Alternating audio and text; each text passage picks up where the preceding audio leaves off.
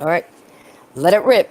We're All live. right, we are live. Give me a second to find it real quick.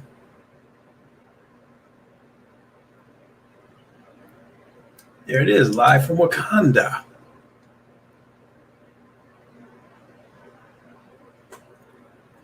Look at me. You know what? I'm going to move it over here so I keep an eye on the chat. So give me a second here, and I'll be ready to get it going here.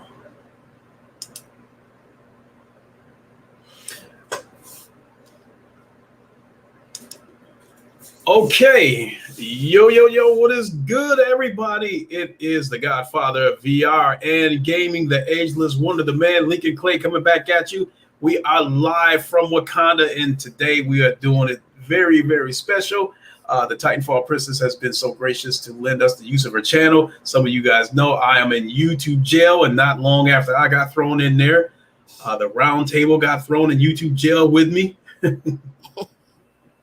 What's up, Clifton?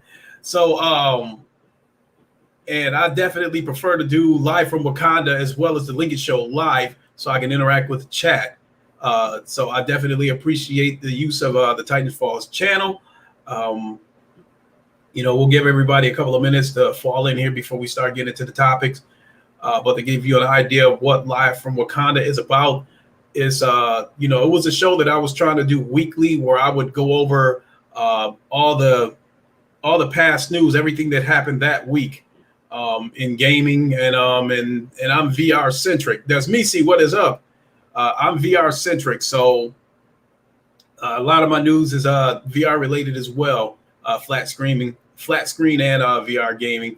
So I made a lot of tweets this week, gaming related news, and what I intend to do is go over each of these tweets, maybe point out some key parts of these articles and give my thoughts, and then I'll turn it over to the princess and get her thoughts. And we could possibly be joined by Craig Harris as well. So, Princess, I want to thank you for hosting this. No problem. No problem. Not at all. I do it for people that keep it gaming and not bullshit. So you're welcome. I definitely appreciate it. And gaming is always going to be 100 with me because gaming is my passion and it's my escape. From a hard day's work when I get home, there's two things I do to unwind. It's either work out or play video games. And so I've been doing a little more. Or sleep.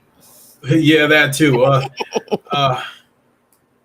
We got to do something about that. But I'm no spring chicken. I'm 52 years old. So when my body tells me it's time to shut it down, I got to shut it down.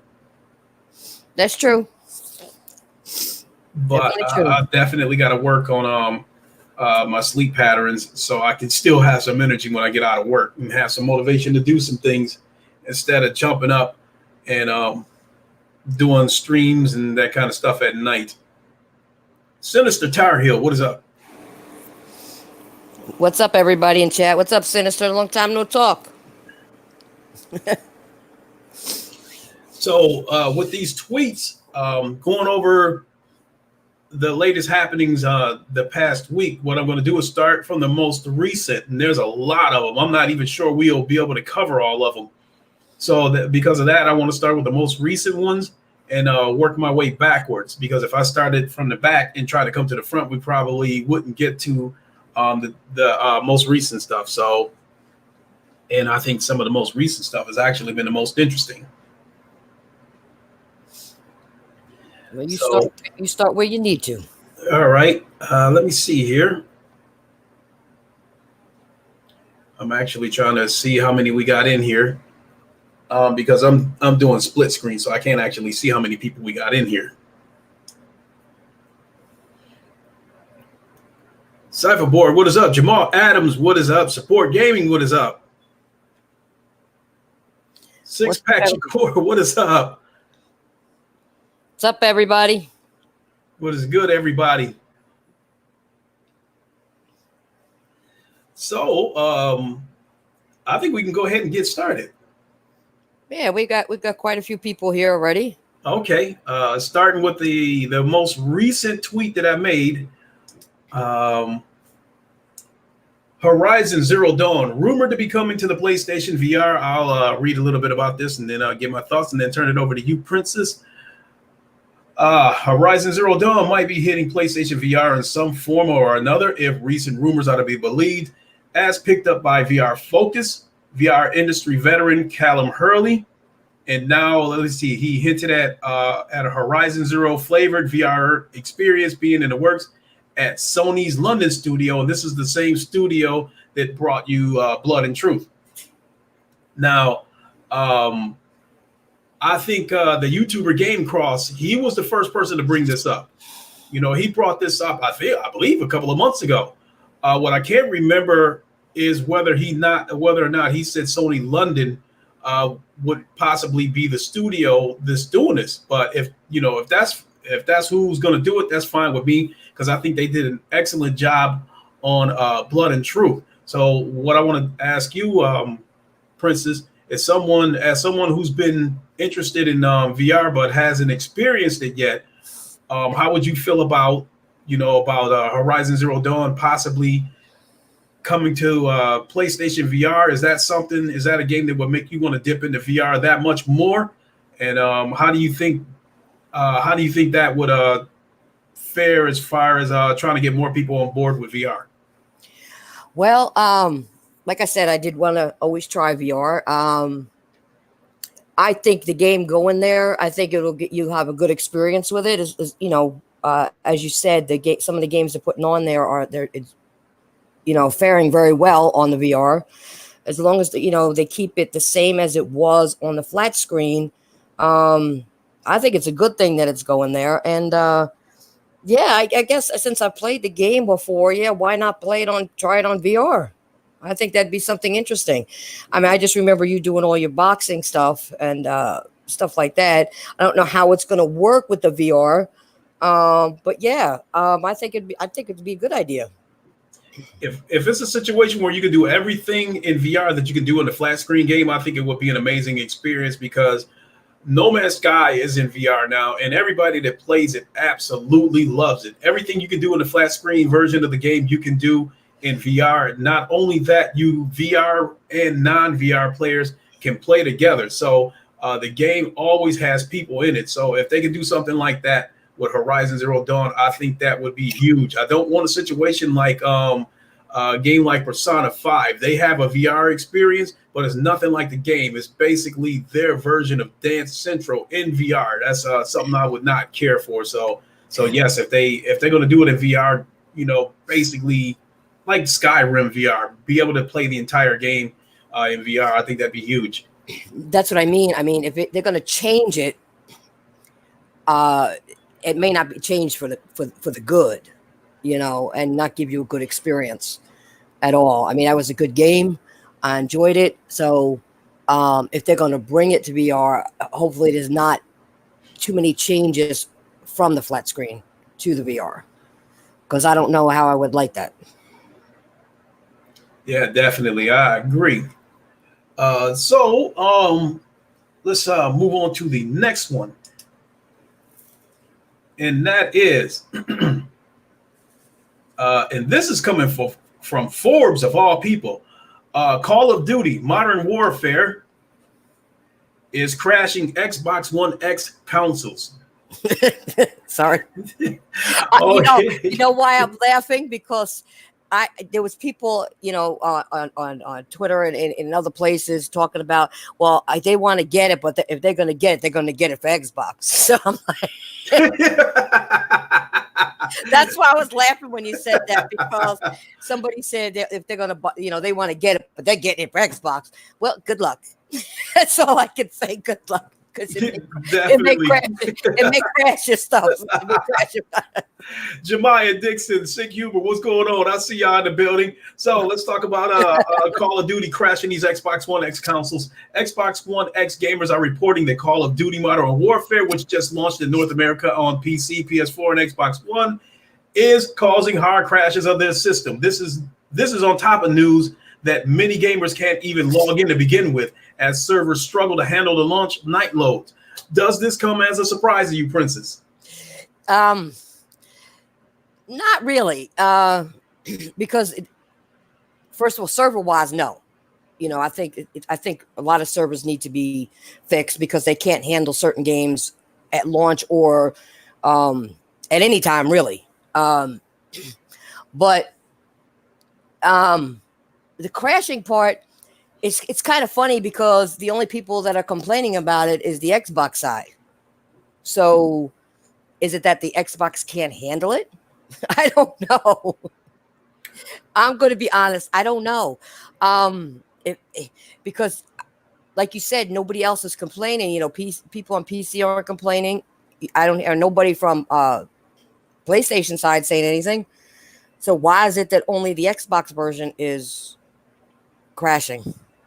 I think with the Xbox One, I think we might have a situation where because of the graphics card that could be inside the Xbox One X, if they try to push the graphics to the limit, it sounds to me like that's going to compromise the processor and it's going to compromise the performance. So it sounds to me like whenever they go out of the way to have the best looking version of these third party games, the performance suffers for it. Now I did take a look. I did take a look at this on my PlayStation Pro, and I'll do a separate video and give my thoughts on that. But do you also think that this is a testament of Microsoft putting out faulty hardware in an effort to get the leg up on Sony? Oh, I wouldn't doubt that. I don't think it's faulty hardware. I think they're telling. I think they're telling false sales. They're telling you it's one thing and it actually isn't.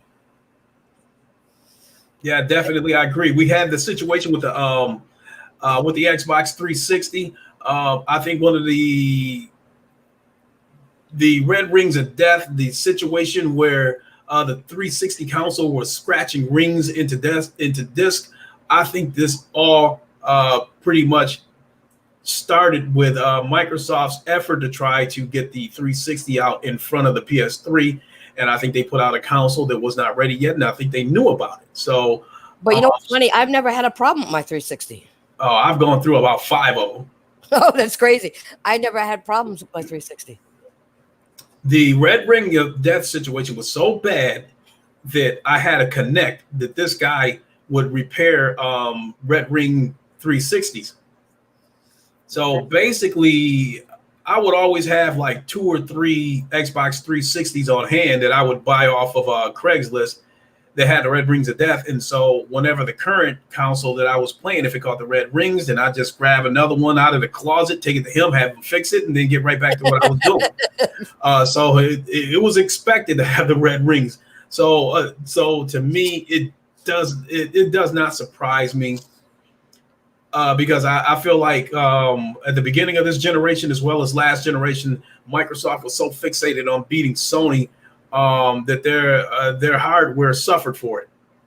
Yeah, no, I'm not saying it didn't. I'm just saying that I've never had to experience a red ring. I've heard a lot of people talking about it. I've never had a problem with my 360. Then I would have to guess that maybe you bought your Xbox after this problem was rectified, because I think I heard that the first wave of 360s that were having this problem had like a 51% failure rate. Man,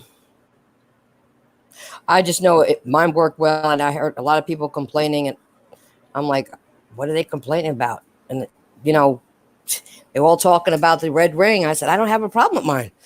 To this day, I still don't.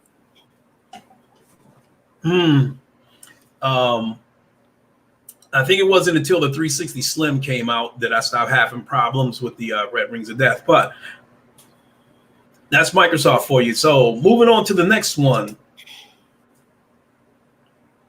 This comes from GameIndustry.biz. Enterprise revenue expected to jump 69% this year as VR takes hold in business. More businesses are beginning to recognize the potential of virtual reality, as enterprise revenue is expected to leap 69% this year. That's according to the SuperData XR Q3 2019 update, which found that businesses are rapidly adopting VR for areas like employee training and automotive design. virtual reality revenue is steadily climbing elsewhere too, with consumer VR software revenue expected to 16% this year, breaching $1 billion for the first time. Much of this is thanks to the rise of location-based entertainment, which accounts for roughly half of that total. That is something that I did not know. I did know that a lot of location-based VR places are popping up. If you're familiar with that, a lot of people are, a lot of places are popping up where you can go there and experience VR. If you don't have one or you don't want to buy one, but you still want to experience VR, you can go to these location-based places and jump in and play some VR for a little while and then go about your business.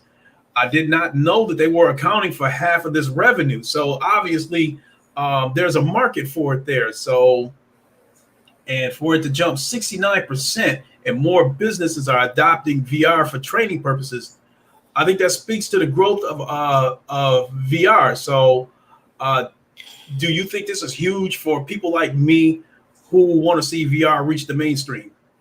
I actually think it is. The fact that businesses are going to start using it, like you said, for training purposes, that's good. But for people who are really into VR, I think it's excellent news.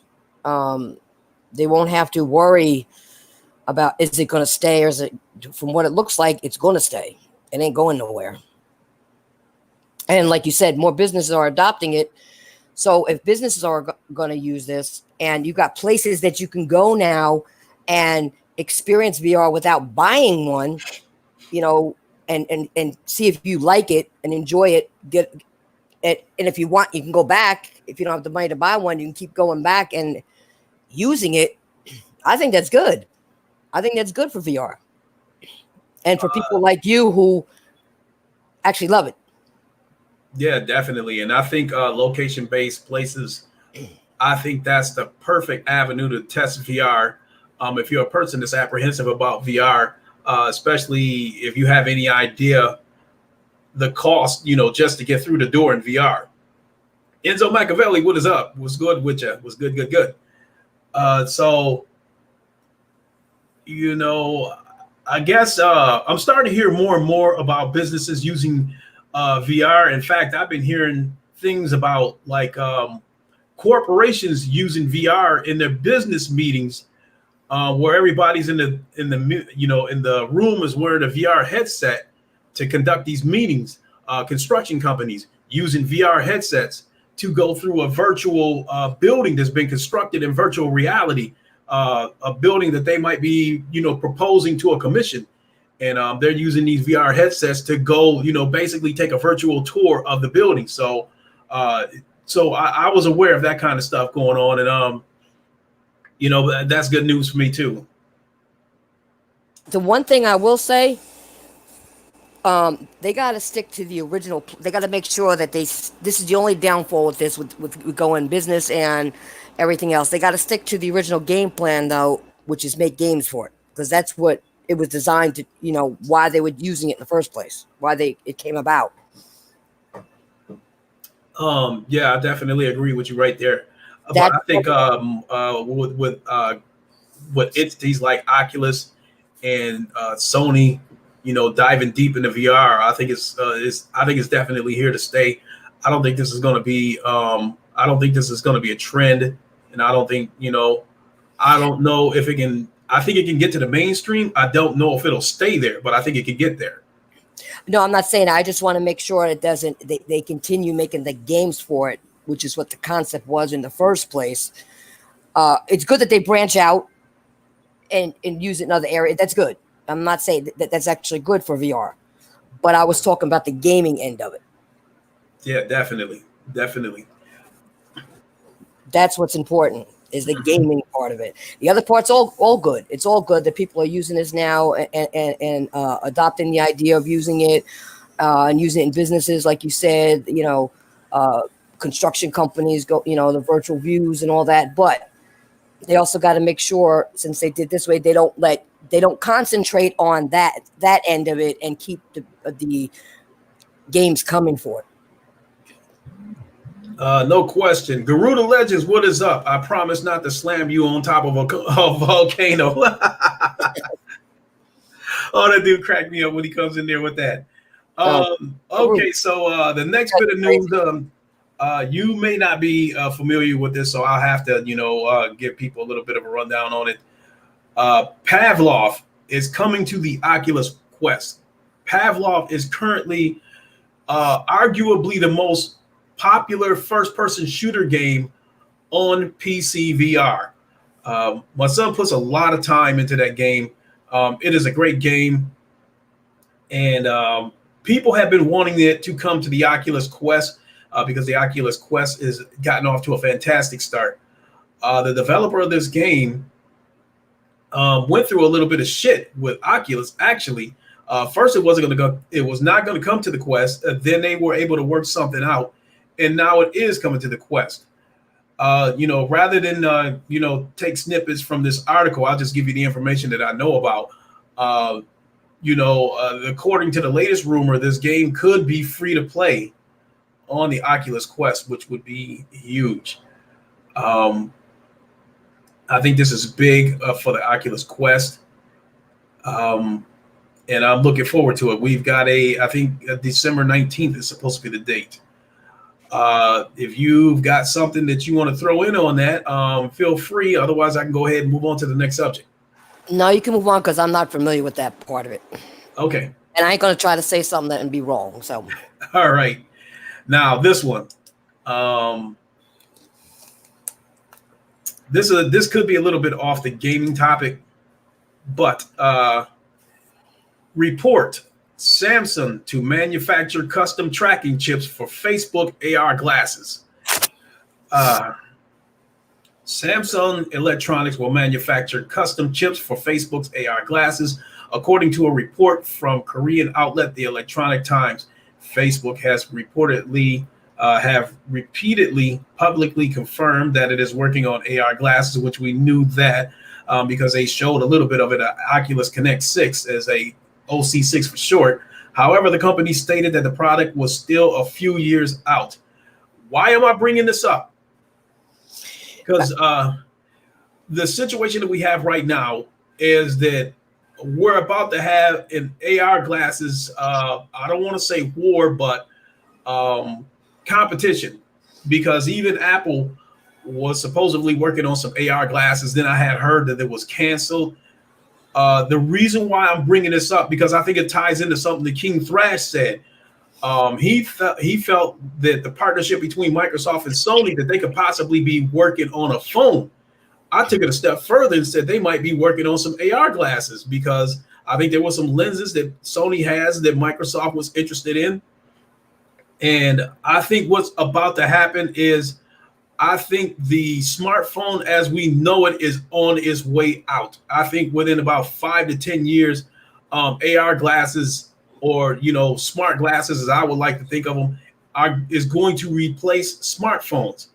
And I think that not only will you be able to make phone calls from these AR glasses, you'll be able to play a variety of games with holographic images. And I think we could have Skype times 1,000 with these AR glasses. I think we could have a situation where when you make a phone call,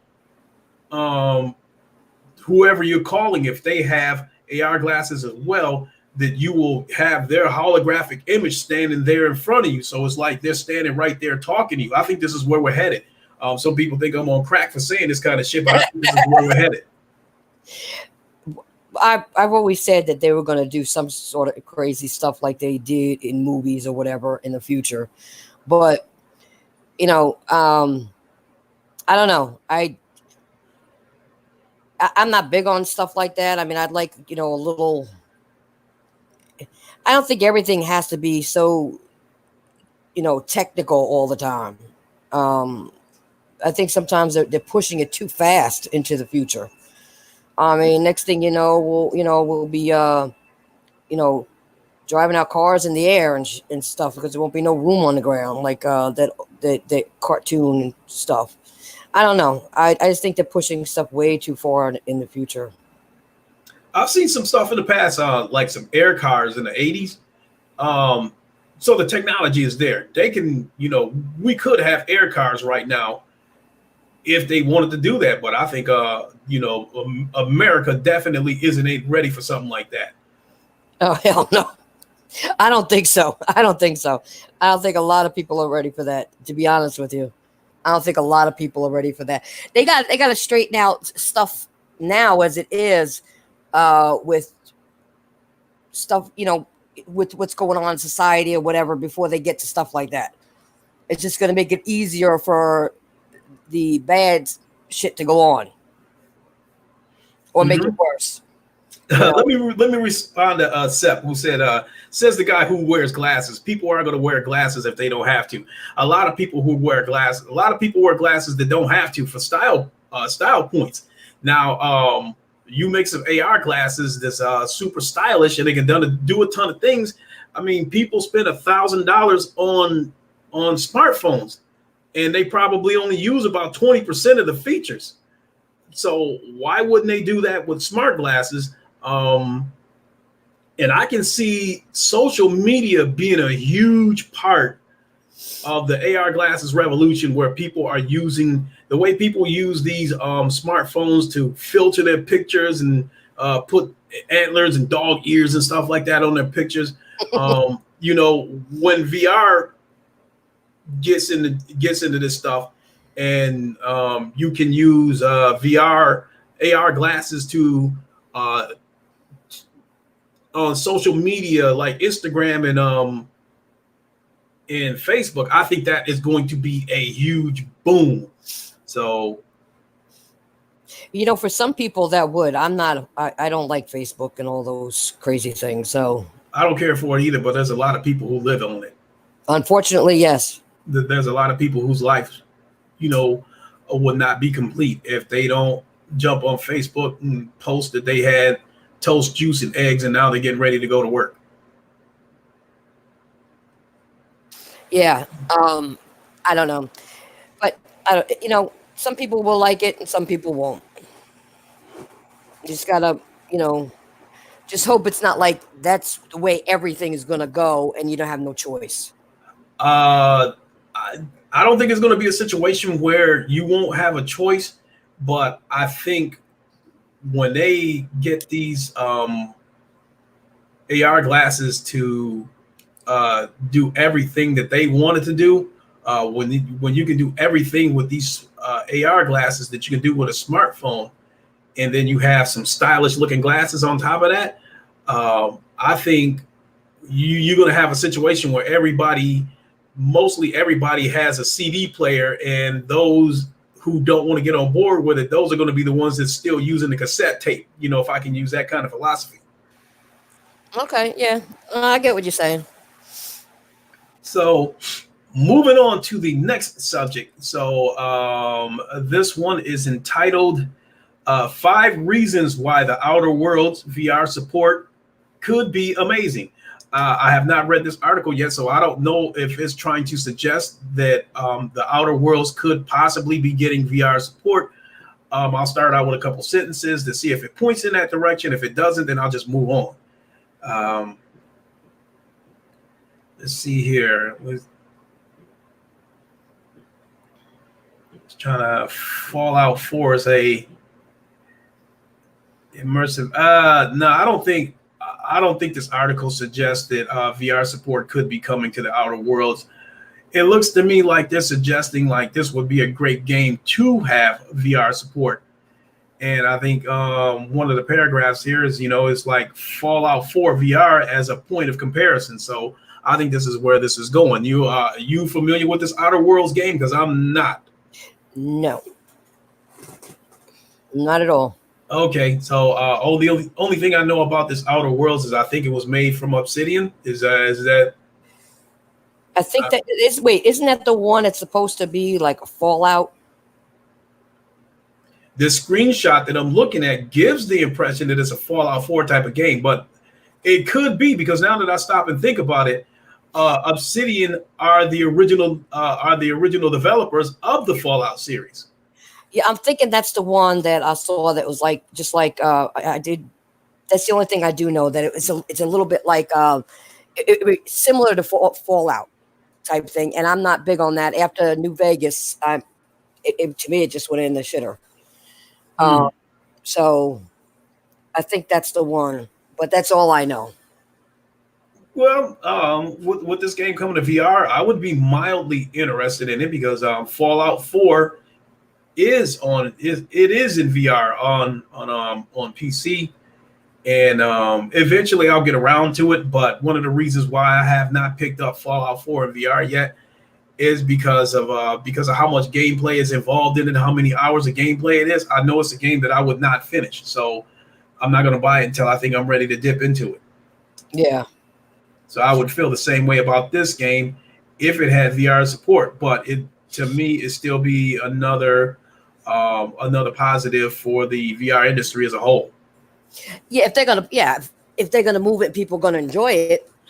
If that's their type of game, yeah. Okay, sweet.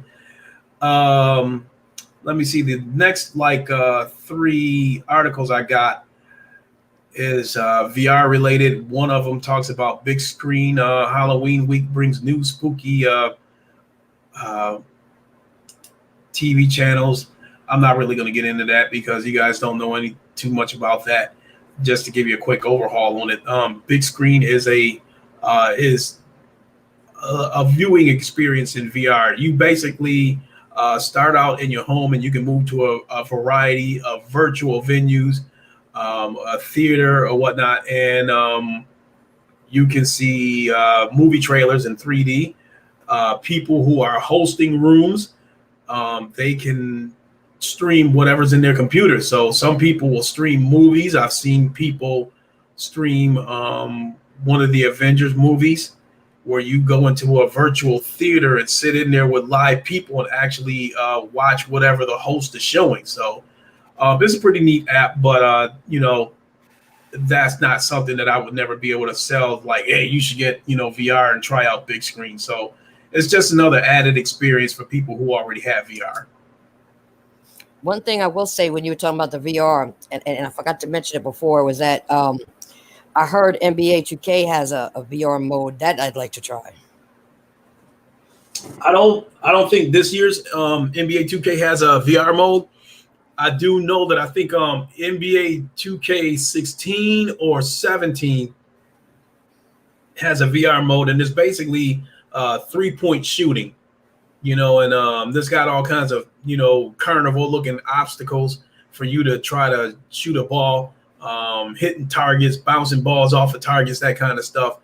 But the fucked up part about that is that you need the game in order to have this experience, and the experience was $15 on top of it. Oh, so it's not a full blown experience then. No, not at all. We are nowhere near having a full blown uh, NBA game playable in VR. Believe me, that is one of my ultimate goals that I would like to see happen with VR. I've said it a trillion times to have games like MLB The Show, Madden, and NBA 2K fully playable in VR. And if that was the case, good and well when that happens, I'm going to be the first one to show it to you. Because that I'd be interested in, very interested in. Yeah, definitely. I mean, there is some stuff in VR where you can experience those major sports in VR. You have home run derbies for the baseball side of it. You have a game called VR Sports Challenge where you can run some football drills where you're the quarterback, and once you throw the ball, you become the receiver.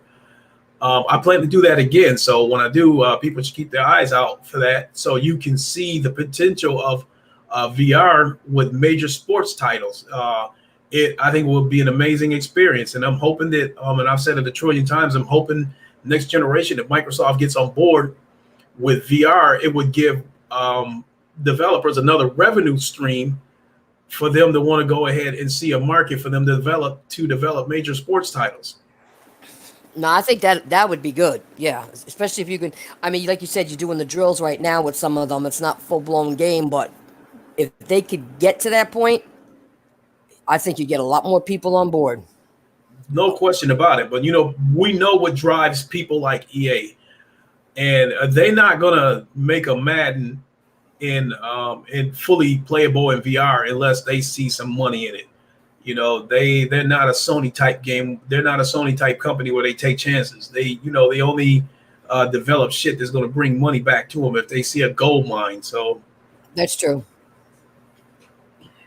moving on to the next subject. Let's see here. We have the Oculus Quest compatible haptic glove. Looks like something out of the world's first haptic feedback VR glove.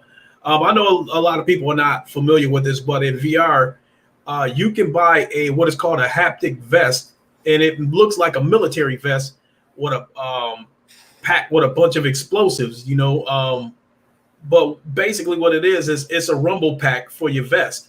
So you wear this vest and you play first person shooter games. If you happen to get shot in the back, then the packs that's on the back of the vest are going to rumble. If you should happen to get shot in the chest, same thing. The packs in the front where your chest is located, those would rumble. So now, we're moving in this direction of a haptic glove, this like a sort of finger tracking.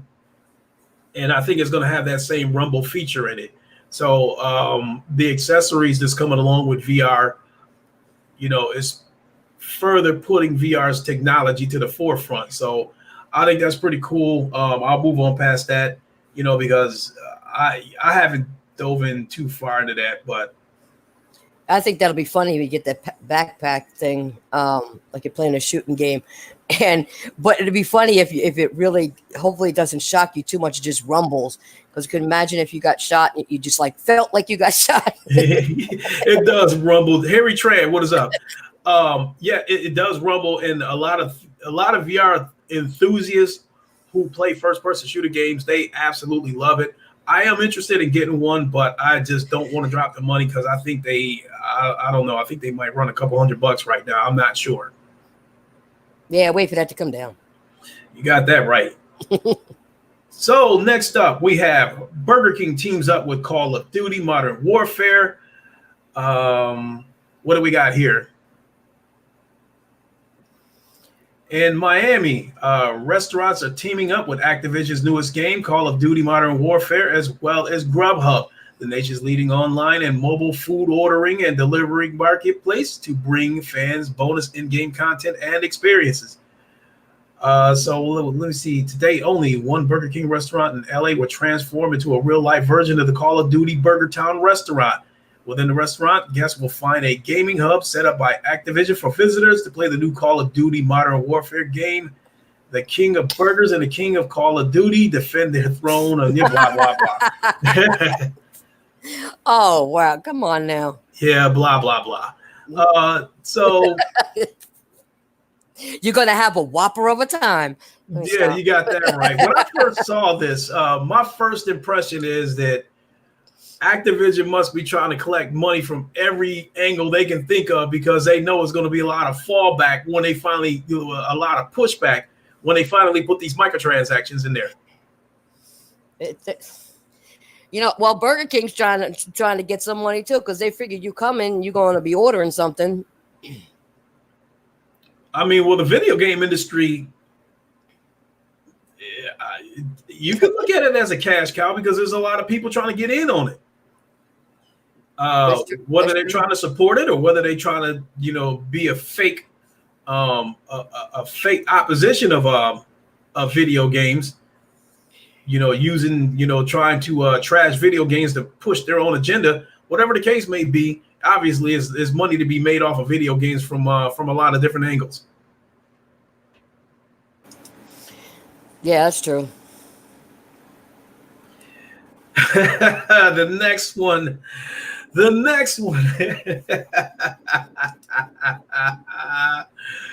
me click on this. Microsoft gaming revenue declines 7% year over year. Xbox content and service revenue relatively unchanged. So today, Microsoft announced its financial results for the first quarter of the fiscal year 2020 related to the period between July 1st and September 30th. First of all, we get an update on the performance of the more personal computing business, which includes Microsoft, the gaming division, and the Xbox brand. We learned that gaming revenue has declined 7%, while Xbox content and service revenue remained essentially flat. Why do you think that is? I got no really no comment when it comes to Xbox anymore because uh, they have to be losing revenue. First of all, if they're saying they're not, they're lying. That's why I never put out numbers. I don't know. I mean, I'm sorry, you got me giggling because you started before you even got to the topic. Um, there's nothing really to say. I mean, when it comes to Xbox right now, I'm not even going to sit here and lie about it. I mean, there's nothing I could say. I mean, there's nothing more to say about them. I mean, I've said most of what I can. I mean, it's bad games. And I've said that before. Uh, let me think. I mean, really, bad games, bad decisions that they've made. Those are the reasons, and bad supporters, in my opinion. People not even. That's why they got to this point now. People not supporting games on their platform, and I'm talking about the fanboys and all that talking a lot of shit on YouTube and Twitter and whatever. But they don't. But they don't support the games. They're not playing them. Yeah, as far as the support goes, that's a catch-22 because there are people who believe that Microsoft that it's in the state that it's in because people didn't support their games, but at the same time, you have people that says, "Why should we buy these games that they're putting out trash?" So that is a catch-22 right there. As far as these, revenues declining 7%, this is not a surprise. I think it should have been more than 7% because they have devalued their entire gaming division. They have started out by devaluing the console by allowing games to go to PC and other platforms. And then they devalue the software by throwing out $1 Game Pass memberships all over the place. That's true. And I was just thinking when you were saying that, the fanboys are saying Microsoft is making, all the money, and everything. It's people that say they're diehard gamers and whatever, and bleed green. But yeah, I mean, like you just said, Game Pass. I didn't even get to that one because that makes me laugh. Because like I said, you can get it for $1. Just leave it for 30 days, 40 days, and come back. You get it for $1. How are they making money? I don't get it. I really don't get it because I think it should be more than 7% too. Well, Sick Humor said it best. You have conditioned people to feel like your games is only $1 and that's all they're willing to pay for it now. Yep. So I don't know who's making these decisions over at Microsoft. I personally think they should have been fired because Microsoft just cannot quit chasing this dream of trying to capture the casual gamer. I've said it before about the casual gamer. The casual gamer is no different than a person who goes to the movies casually, that goes out to dinner casually. They are not consistent. They are not passionate about what they do. It's a matter of how they feel that day. A casual person might feel like playing video games today. They might feel like going out to eat tomorrow. They might feel like going out to the movies on Friday. They might not feel like doing shit a couple of days after that. And you're trying to capture this casual audience and think they're going to get on board and be passionate about what they're offering like the hardcore people do. No. Even if you can grab them, it's only going to be for a couple of seconds because they're inconsistent. And they're not, like you said, they're not as passionate as other gamers. They're not true gamers.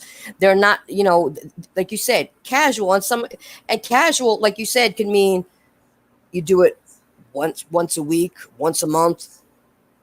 And after a while, you get bored. They may leave for a couple months and say, okay, well, let me go play this game again that I have.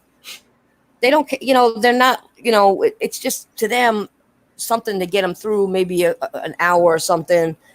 If they're bored, they have nothing to do. It's not like you or I or, Sick or Thrash and all these other, all of us out here, Craig. It's not like any of us. They don't care. They don't play it religiously like we do. So why capture them?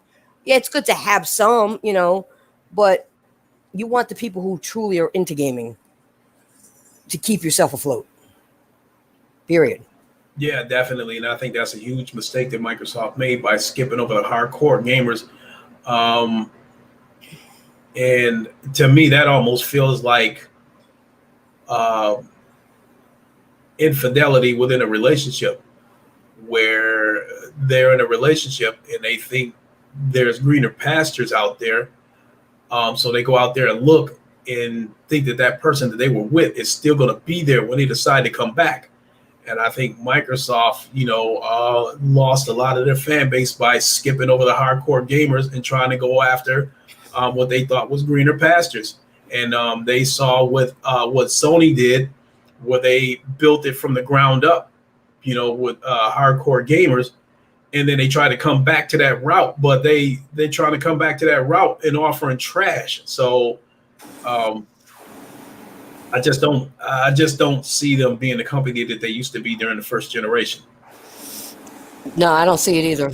I don't see that happening. And you know what's funny? Even if they got somebody else in there and they went back to or tried to go back to the way it was, okay, that's going to be hard because, like you said, and Sick was saying, and other people were saying, you've already conditioned them to pay X amount. You may not get any of those people back. They may just leave you altogether. So right now they're between a rock and a hard place because if you try to go backwards, like you said, they've already been conditioned to only pay this amount. They don't have to pay $60 for a game no more. They don't have to do this. They don't have to do that. They can get, either pay $10 for your subscription every month, or just wait and pay $1. So, and get, for the month, play as many games as you want that you like on there. So yeah, I don't know if they can come back from this. I don't think they can either because I don't think you can walk something like that back. Like we're doing away with a Game Pass, we're doing away with the Windows Play Anywhere. There's going to be a significant amount of backlash from it. So, yeah.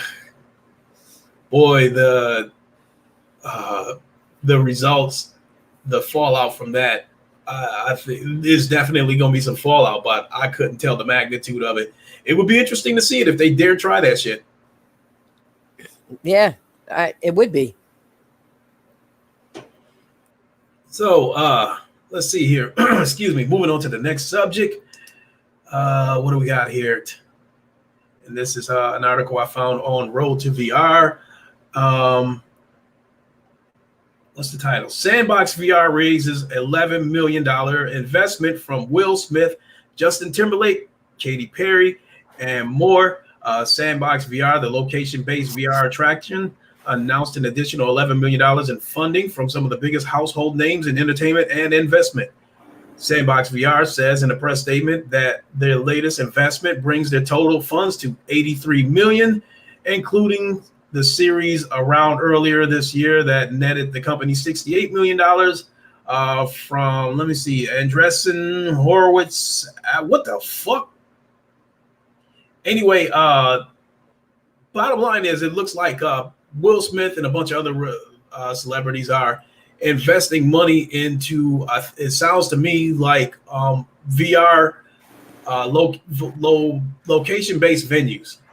The kind of stuff that I was talking about, a Dave and Buster's VR type place. It sounds to me like they might be investing in these type of places.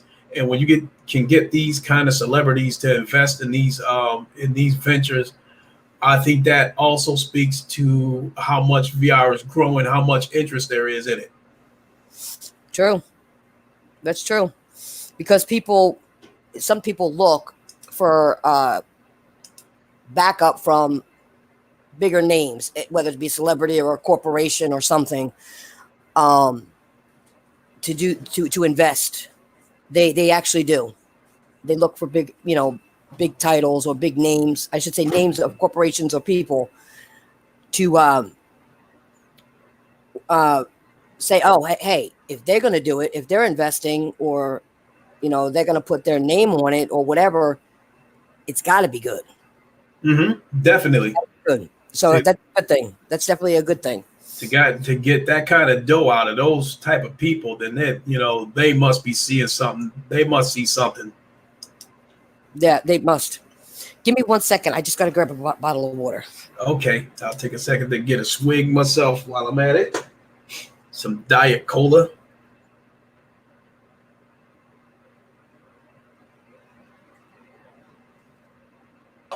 And I will wait for the princess to get back before I move on to the next subject, because this is another subject that I definitely want her input on.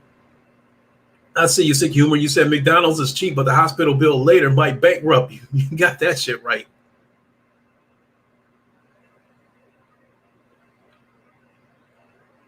A Cantor, I saw you earlier in there. What's going on with you?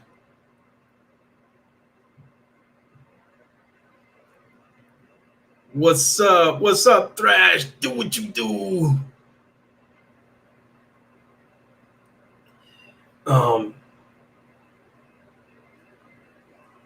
Oh, that you know what? I meant to say to you, Thrash. I think it was about a week ago. It was sometime after that shit you went through with Digital Foundry. They came out with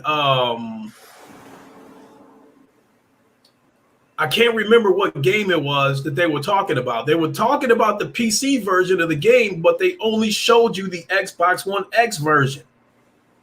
And it was almost like everything that they were saying to you was going in one ear and out the other, because all you could do was focus on that label up in the corner that said Xbox One X. So even though you exposed them motherfuckers, they still showing that Microsoft is in their pockets. I'm back. What's up, Crash? All right. So, excuse me. Moving on to the next one. Grand Theft Auto 5 VR mod lets you play without Vorp X, but lots of nausea. I brought this up because there's a lot of people who always wanted to play Grand Theft Auto in VR. It's here. You can do it. You have to do it through PC. You have to do it through mods. This newest mod is not the first, but it is the latest. You basically can play Grand Theft Auto in VR. You still have to use like a standard controller or a mouse and keyboard. There are no Oculus Touch or Move type controllers that you can use. You have to still use a standard controller. And so, there's not much to talk about this. I'm not going to get too deep in this. I'm just want to ask you, is that the type of game that, are you a fan of Grand Theft Auto, and is that a game you would like to play in VR? I've played the games. I don't know. I guess if you can play it in VR, wouldn't you want like if you're driving, wouldn't you want like a steering wheel or something and whatever? I guess it was something I could try, even though you're still using a controller. Yeah, why not? Eventually I might give it a try, but I think one thing that I don't think it says it in this article, but it's been pointed out by a YouTuber that this VR mod is for the campaign. It doesn't work for multiplayer. Not only does it not work, if you should happen to be caught by Rockstar, you could possibly get your account banned. So, Christopher Hart, what is up? Next up, let's see here. Huge console price drop spotted on a leaked Walmart Black Friday ad. Just so you know, I added somebody else popped in here for you. We got Sick here. Oh, Mr. Humor. The good humor man. Yes, I'm just gonna sit back and I'll answer questions when they come my way. Thank you. All right, no doubt. So as I was saying, huge council price drop spotted on a leaked Walmart Black Friday ad. Uh, the Black Friday is hurtling towards us at a lightning fast speed. Let me skip all that stuff. Blah blah blah. PS4 1 terabyte Slim for $149. PS4 Pro for $299. Xbox One S 1 terabyte, same price, $149. Nintendo Switch for $199. A Switch Lite for $149. These are some of the Black Friday prices that we can look forward to when Black Friday comes up. Is anybody planning on jumping on any of that stuff? No, I got my consoles. They're running well, so probably not, unless it's something brand new. But then there are people out there that don't have the upgraded version, so they're gonna, they'll probably jump on it. They're gonna sell no matter what. They're gonna sell no matter what. This is true. How about you, Sick? At this point in the life, since they've already gave us confirmation that the next gen console is coming, like there's really no there's no point in getting it unless you don't plan on adopting the next gen console when they come out. Good point. But being that the PS4 Slim and the Xbox One S will both sell for $149 each, which console do you see coming out on top for Black Friday? It depends, because if you want like 4K Ultra HD Blu-rays, then you're probably going to see the S sell more. But nobody wants an Xbox, so let's be real. PlayStation gonna kill it. I was just about to say, I was like, where's it going with this? Yeah, no, I believe too. PlayStation will take it. Honestly, it did cross my mind to go out and buy 2 or 3 of these PS4 Slims. Wait until Black Friday passes, and then they go back up to normal price, and then turn around and flip them. People have done that. They ain't nothing wrong with that. A lot of people have done that. I mean, I already have a PS4 for sale right now as we speak. I bought one for my son about a year ago, and he does not play it.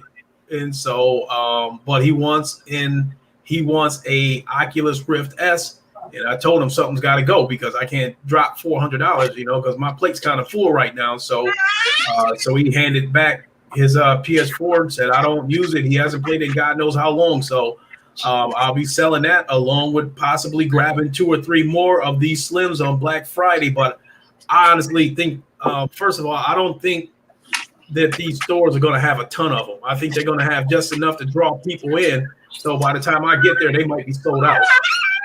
What you got to do, if you're going to do that, you got to get there real early. But you also got to realize one other thing. Some of these places only allow 1 per customer. Yeah, good point.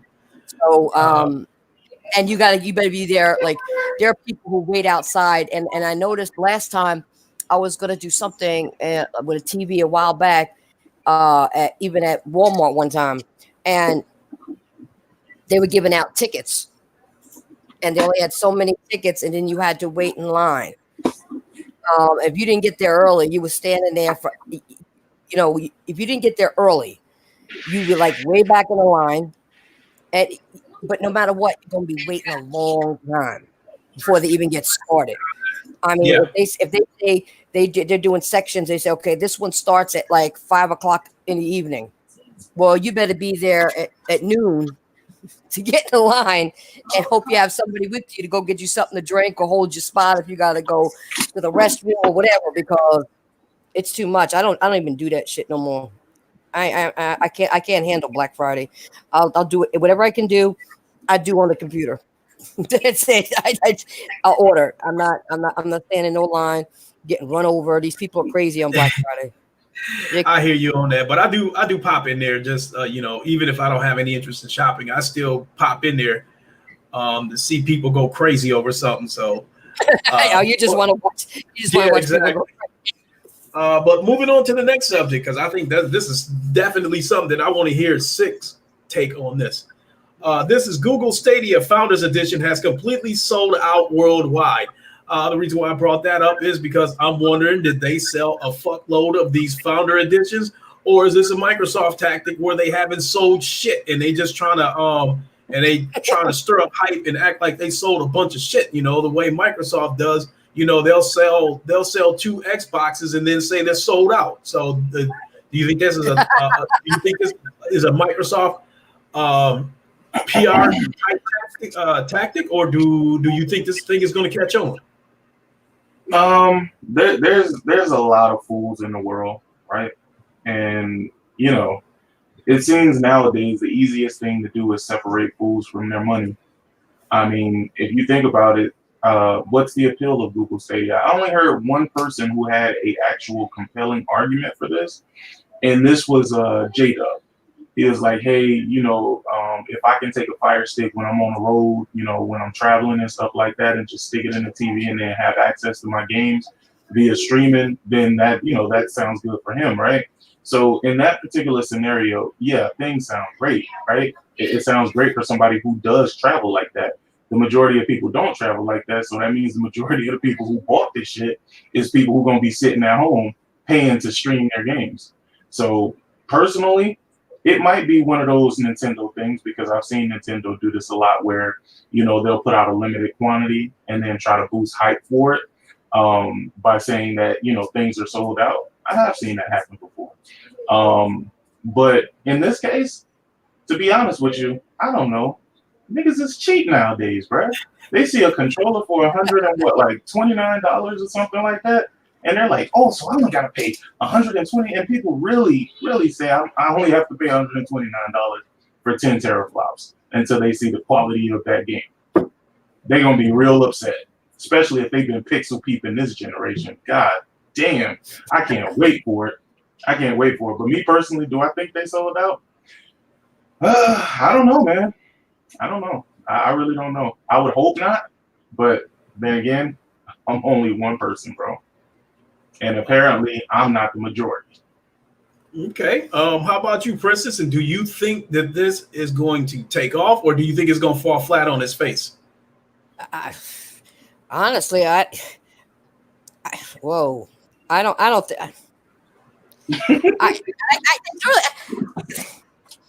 When it comes to Microsoft,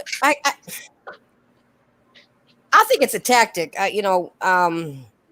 Yeah, like even Six said, some people they're cheap now. They're conditioned to be cheap.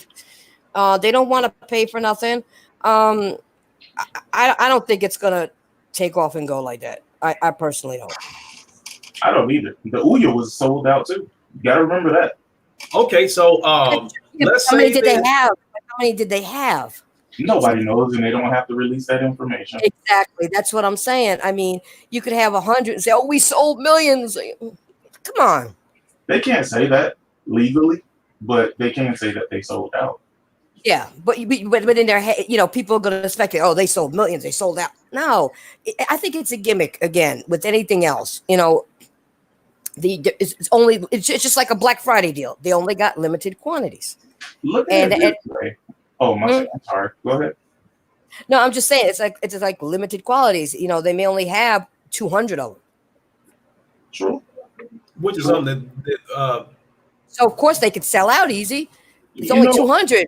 I really do believe that it sold in the hundreds of thousands, though, if not millions. I wouldn't say anything past maybe a million and a half, but I do sincerely believe in this climate, right, where people are going to pay thousands of dollars for an iPhone, that people are cheap to the point where they're like, oh, well, it's just gaming. Because see, that's the new narrative.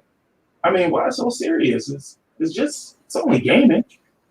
So let me throw this at y'all. We know that if Stadia is a success, Google's going to do just like Microsoft and throw all kinds of numbers at us about how many they sold or whatever the case may be. But if this thing bombs and it bombs consistently, do you think they'll pull a Microsoft and hide numbers and say, they only go by user engagements for their measurements of success? And if it continues to bomb, how long do you think it would take before they will pull the plug on it? Not a long time. Google gets rid of everything. and they get rid of it fast. They're not going to sit and take loss after loss after loss on anything. They've showed you guys. They showed you just how much they feel about your hangouts, didn't it? That's true. Yep. And millions of people was using that. Yeah, he's got a point. He got a point. Yeah, they don't listen.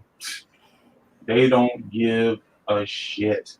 They don't care about gaming. When has Google ever gave a damn about gaming? When has Microsoft ever truly gave a damn about gaming? So you know they're just in it for the money. They see that there's you got a company like Microsoft that's pulling in $10 billion. And what have they done? What have they showed you? What have they given the fans of their product?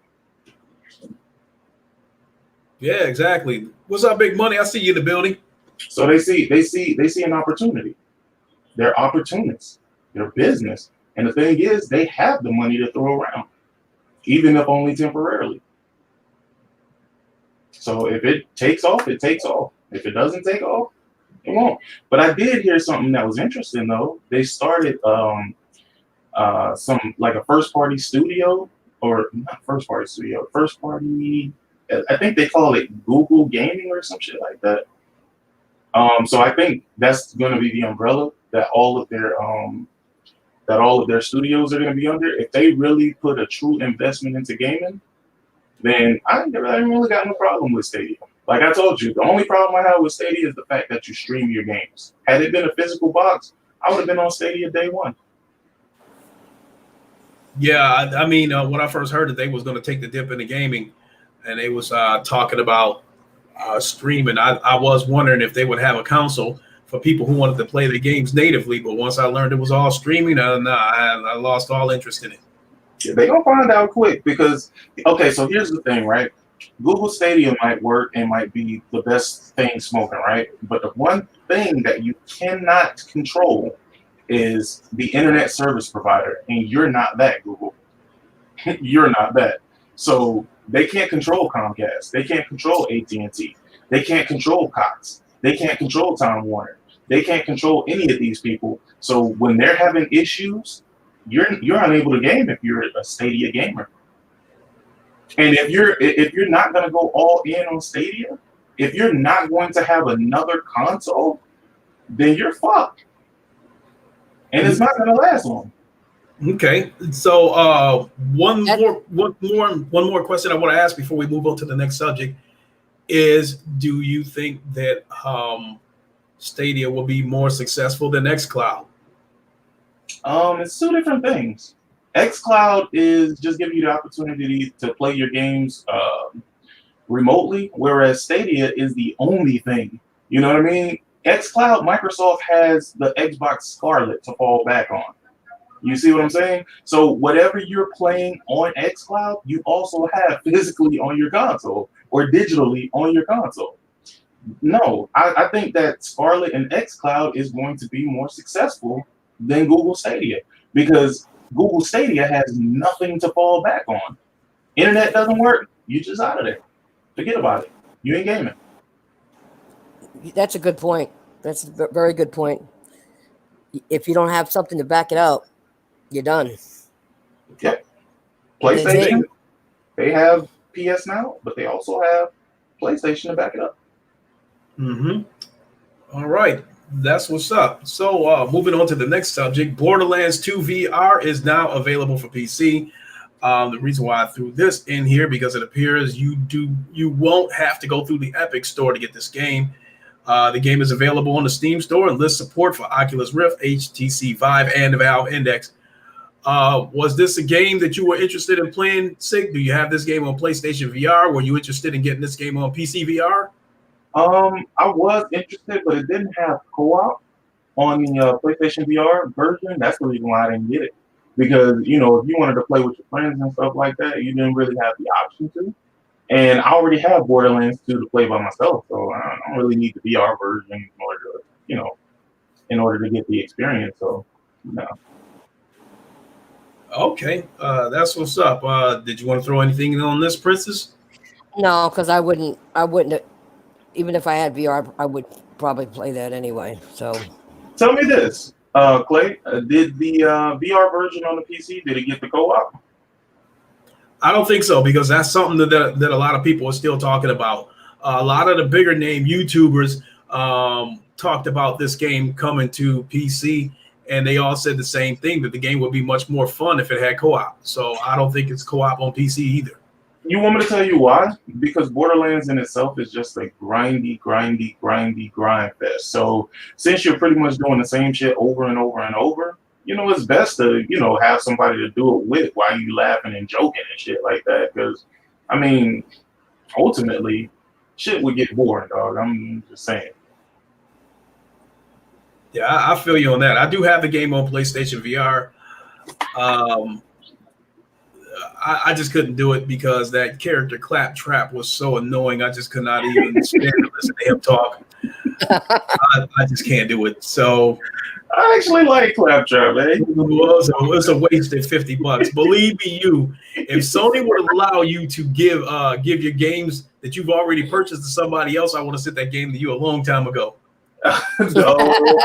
No, Borderlands 3, I just got the platinum in Borderlands 3, and honestly, I was so bored out of my mind, man. I ain't gonna even lie to y'all. Like, the game was fun probably for the first maybe 15 hours. After that, it was just like, God damn, I'm still doing this. We still doing this? Like, that's how it felt, man. It got to the point where it was just boring and shit, man. I ain't gonna even lie to you. Before we move on to the next subject, I definitely have to give you credit for that. That you are a person that even if a game is trash, you will continue to play that game and play it, especially if it's on a PlayStation to get after that platinum trophy. I can't do it. Yep. I have a problem, man, and I understand it. I understand. Oh, man! Not to change the subject, really, for real. Nah, you know what I'm gonna talk. I'll talk about it on my podcast because I don't want to. I'm not here to, take over and start doing shit. But anyway, go ahead.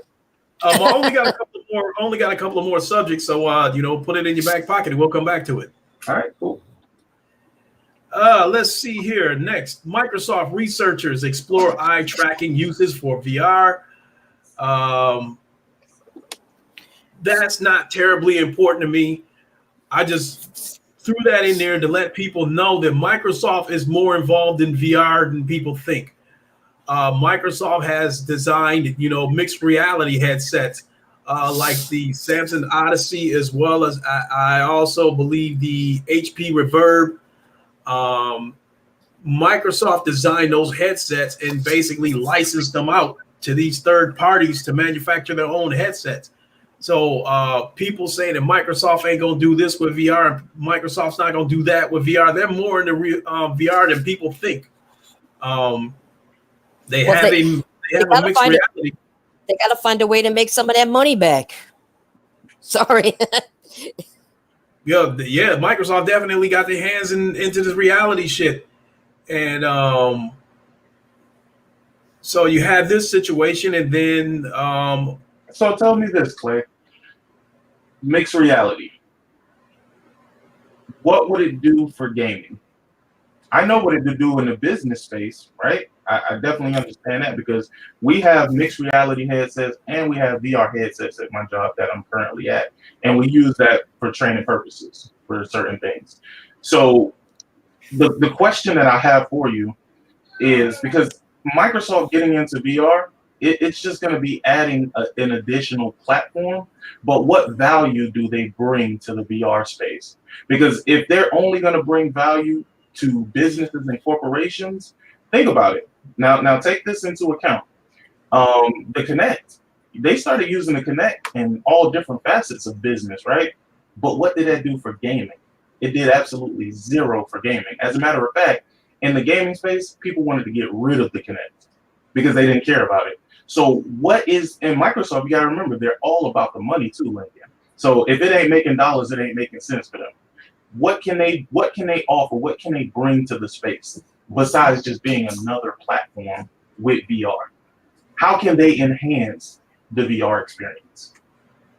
First of all, if they try to bring mixed reality to the Xbox platform, I think it brings little to no value because I've never tried a mixed reality headset, but as from a gaming standpoint, what I seem to know about it is that they're better for Sims, where you wear the headset, but you still use whatever the native control scheme is for the game. So, for instance, maybe a game like Gears of War. If you were to play that through a mixed reality headset, there would not be any move type controllers. You would still have to use a standard Xbox controller. So with these mixed reality headsets, only people who like to play racing sims seem to like, these mixed reality headsets. So from a gaming standpoint, I think they don't bring any kind of value to the Xbox platform. Now, virtual reality, on the other hand, because there's so many different kinds of games that you can play, I think that would bring some value to the Xbox platform. But we do know that Microsoft, we do know that they don't develop shit. They lack talent. So I don't think they would bring any VR games, compelling exclusives to the platform. And I think their best chance of having success would be to go ahead and partner up with Oculus and let Oculus bring their library to the Xbox platform. I got a question for you too, Lincoln. Another question, if I may. And this is a little bit different because it's a little off base, but it is about VR. I've been looking to upgrade my Oculus headset, but let me tell you, it's not because I want a resolution boost or anything like that. It's just that the Oculus, especially with my new Sean John glasses that I got, man, they do not fit in. I can't fit them into the headset. I cannot fit them into the headset. So I was looking at the Cosmos, the Vive Cosmos. I want to upgrade to that, but have you heard anything about that? You don't want to upgrade to the Vive Cosmos right now because the same tracking problems that plagued the Rift S in the beginning is going on with the Vive Cosmos right now. In fact, I hear their tracking issues was worse than the Rift S when they first launched. Now they're saying that it's going to get better, but I would wait until there's actual proof that it's going to get better. Not only that, the Rift S, is that headset bigger than the Oculus that I currently have? Yes, and it is one of the more friendlier headsets and for people who want to wear glasses. Okay, so that's the one that copied the PlayStation VR, right? Like with the Halo headband. Gotcha. I wear glasses. I actually wear glasses under the Rift S all the time. So I think right now the Oculus Rift S is the best bang for the buck. It's $400. It has 1440 resolution. So stuff is so clear in there that it. And that's not even a problem for me though, Lincoln, because the Rift that I have currently is really, really clear. Like when I was playing Asgard's Wrath, man, by the way, I love that game, though. I'm so goddamn happy that you told me about that game. Wait, have you got the axe yet? Lit. Have you got the axe yet? When you get that axe, you're gonna feel like Kratos because you're gonna be able to throw that axe like Kratos. I'm serious. You're gonna be you'll throw that axe like Kratos, and then I'm like right here in front of the camera. You make a pulling motion and pull back, and that axe comes back to you. Okay. And I was throwing that axe, and these enemies that was coming at me, that axe was getting stuck in their heads, and I would, pull it back. And as the axe comes back to you and rips from their head, it still does more damage to them as it comes back to you. So just like Kratos' Leviathan axe, if I throw that axe at someone and I miss, when I pull the axe back to me, if the enemy happens to be in the line of fire, they will get hit by the axe on the way back, and it will damage them. So question, that doesn't utilize my my little trackers that I bought at all, right? What do you mean? The little sensors that I bought? Because you still work with outside in tracking, which I think is still more effective than the inside out tracking. Now the inside out tracking has gotten good enough that it is a viable source, but I still think outside in is still a little bit better. So if anything, I wouldn't be surprised if you still haven't, if you having better tracking than me. Well, I have great tracking currently. I got the 3 sensor setup. So I have great tracking. Like my hands don't shake or anything. Like normally when you see VR videos, the hand be shaking because the sensor is trying to figure out what the location is. Like I have no tracking issues whatsoever. And the thing is, I wouldn't want to upgrade to the S, and then I'm just going through a whole, a whole other set of issues. But if it's, I mean, what's the resolution difference from the S to the one that I have? Your current headset has a resolution of 1200, whereas the Rift S has a resolution of 1440. It doesn't sound like much of a gap, but you will definitely see the difference the minute you put that headset on. Well, no, I'm just trying to gauge whether it's worth it, to do it, because the main reason why I would be doing it is simply because of the whole glasses thing. Like if it wasn't for that, I wouldn't be upgrading at all, because my PlayStation headset fit just fine. It fits perfectly with my glasses. It's just this Oculus, right? That the one that I got now. When I try to put it in there, my glasses are literally wider than the actual thing where you look inside of it. So I definitely want to change that. But what I did is I just wore the headset without my glasses, and it's still super, super clear. Super, super clear. Because again, you got to remember, I can't see far away. You know what I'm saying? So anything that's close up in my face, I can see it just fine. And I will tell you, when I wear glasses on the Rift S, everything is clear. The background, everything is so clear. So if you're looking to upgrade because you want a headset that that you can wear glasses on, then I think the Rift S would be a good pickup. I think the resolution bump will be an added bonus.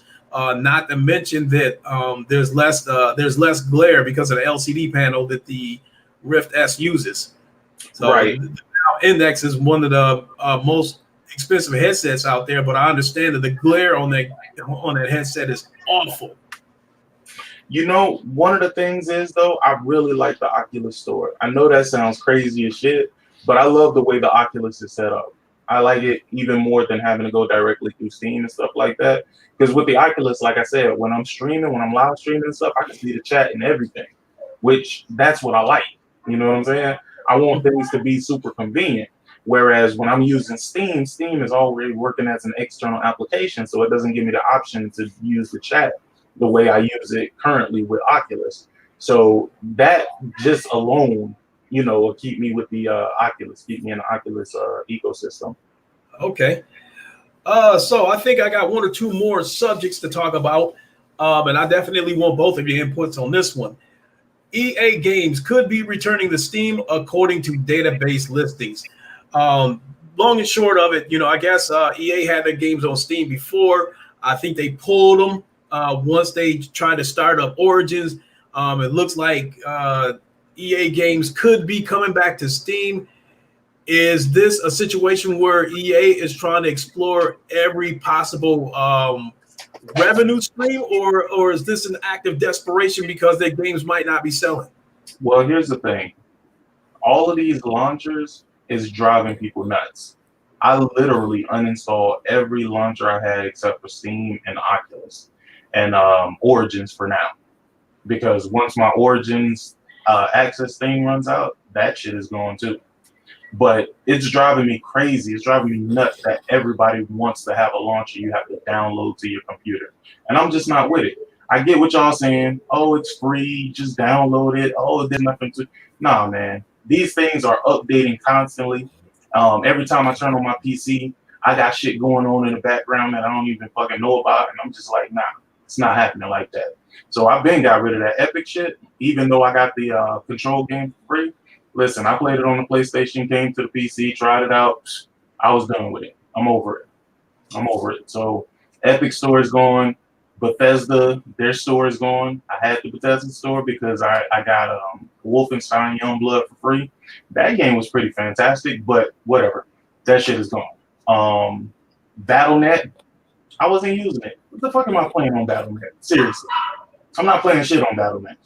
I don't buy COD, especially on the PC anyway. I don't buy COD. I don't play World of Warcraft, and I don't play any of the other Activision shit. The only reason why I had Battle.net is because they gave me Destiny for free, and now Destiny is on Steam for free, so fuck that. I'm out. But yeah. But back to your question, because I don't want to get too off from the question. EA, they're not doing the greatest these days. they're not doing the greatest these days. I mean, a lot of things that they're doing is failing. I know people think that their whole company can survive and fall back on FIFA and shit like that, but nobody's really going to the EA store to buy shit. I don't know anybody who has bought anything from the EA store. So it doesn't sound far-fetched that they'll be putting their games elsewhere. What about you, Princess?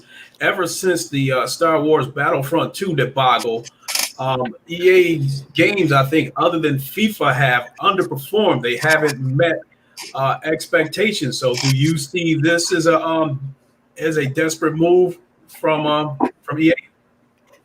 Well, they have to do something. I personally like what Sick was talking about. I don't download all that shit. I don't go to Steam. I don't do all that. They have to do something. I don't know. I mean, yeah, I would say it's a desperate move. What else are they going to do?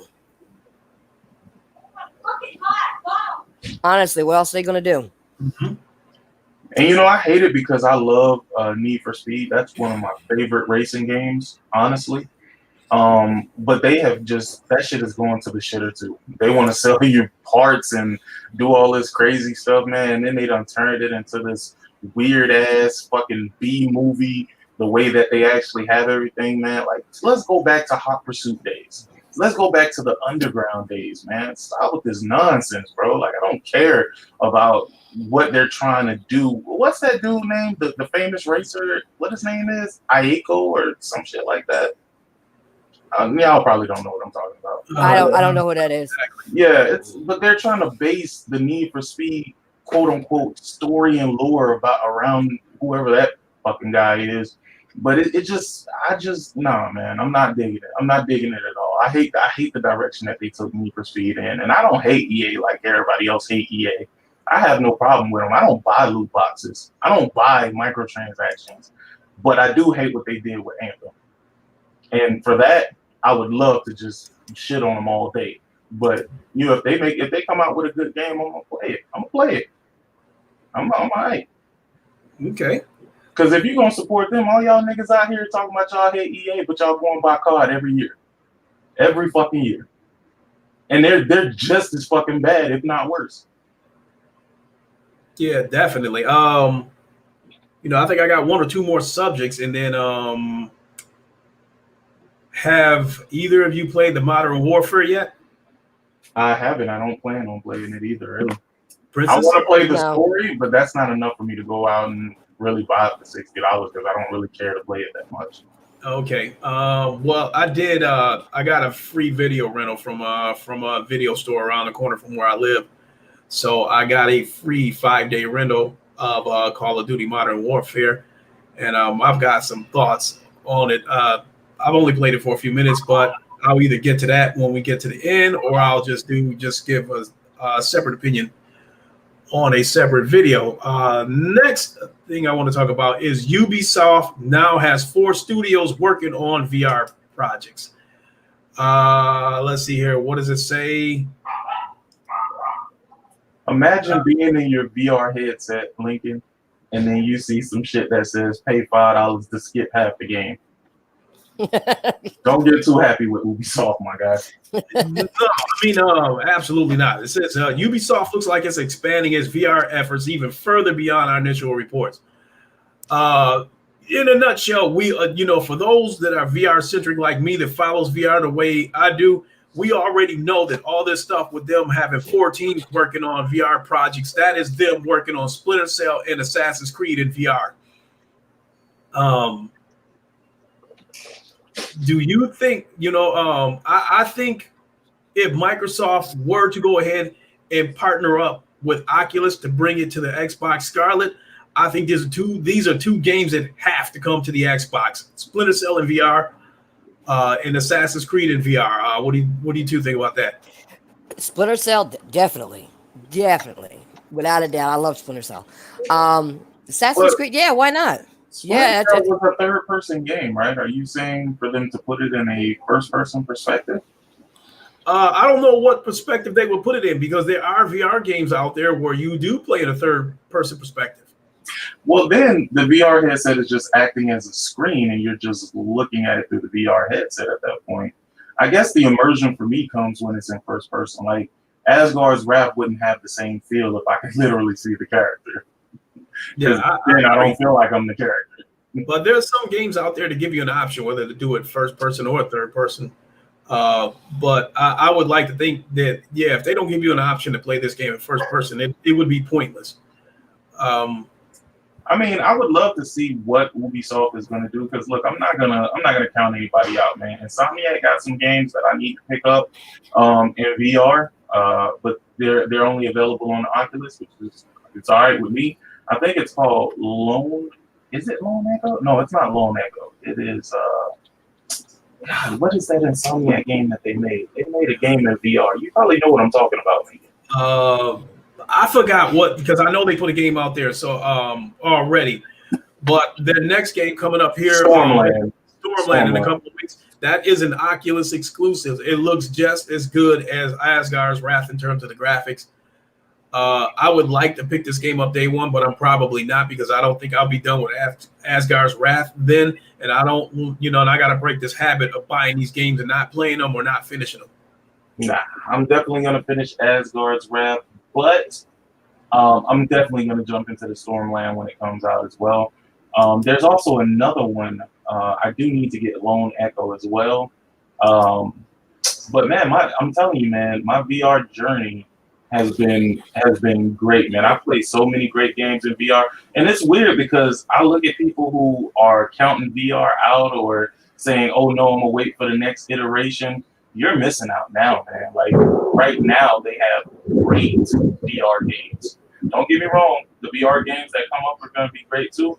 But if you're making an excuse now, you're gonna make an excuse then. Oh no, I'm just gonna wait for the third generation of the headset to come out. Oh, I'm just gonna wait for the fourth generation.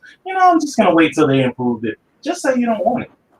Just say you don't want VR, bro. Like that's all you have to do. Just say you don't want it. But some of those people that you speak of, people that you speak of, that's going to make excuses not to get on board. Some of those people are also going to be sheep. And when VR hits the mainstream and everybody's talking about it, some of those people are going to buy it, not even sure if they might like it.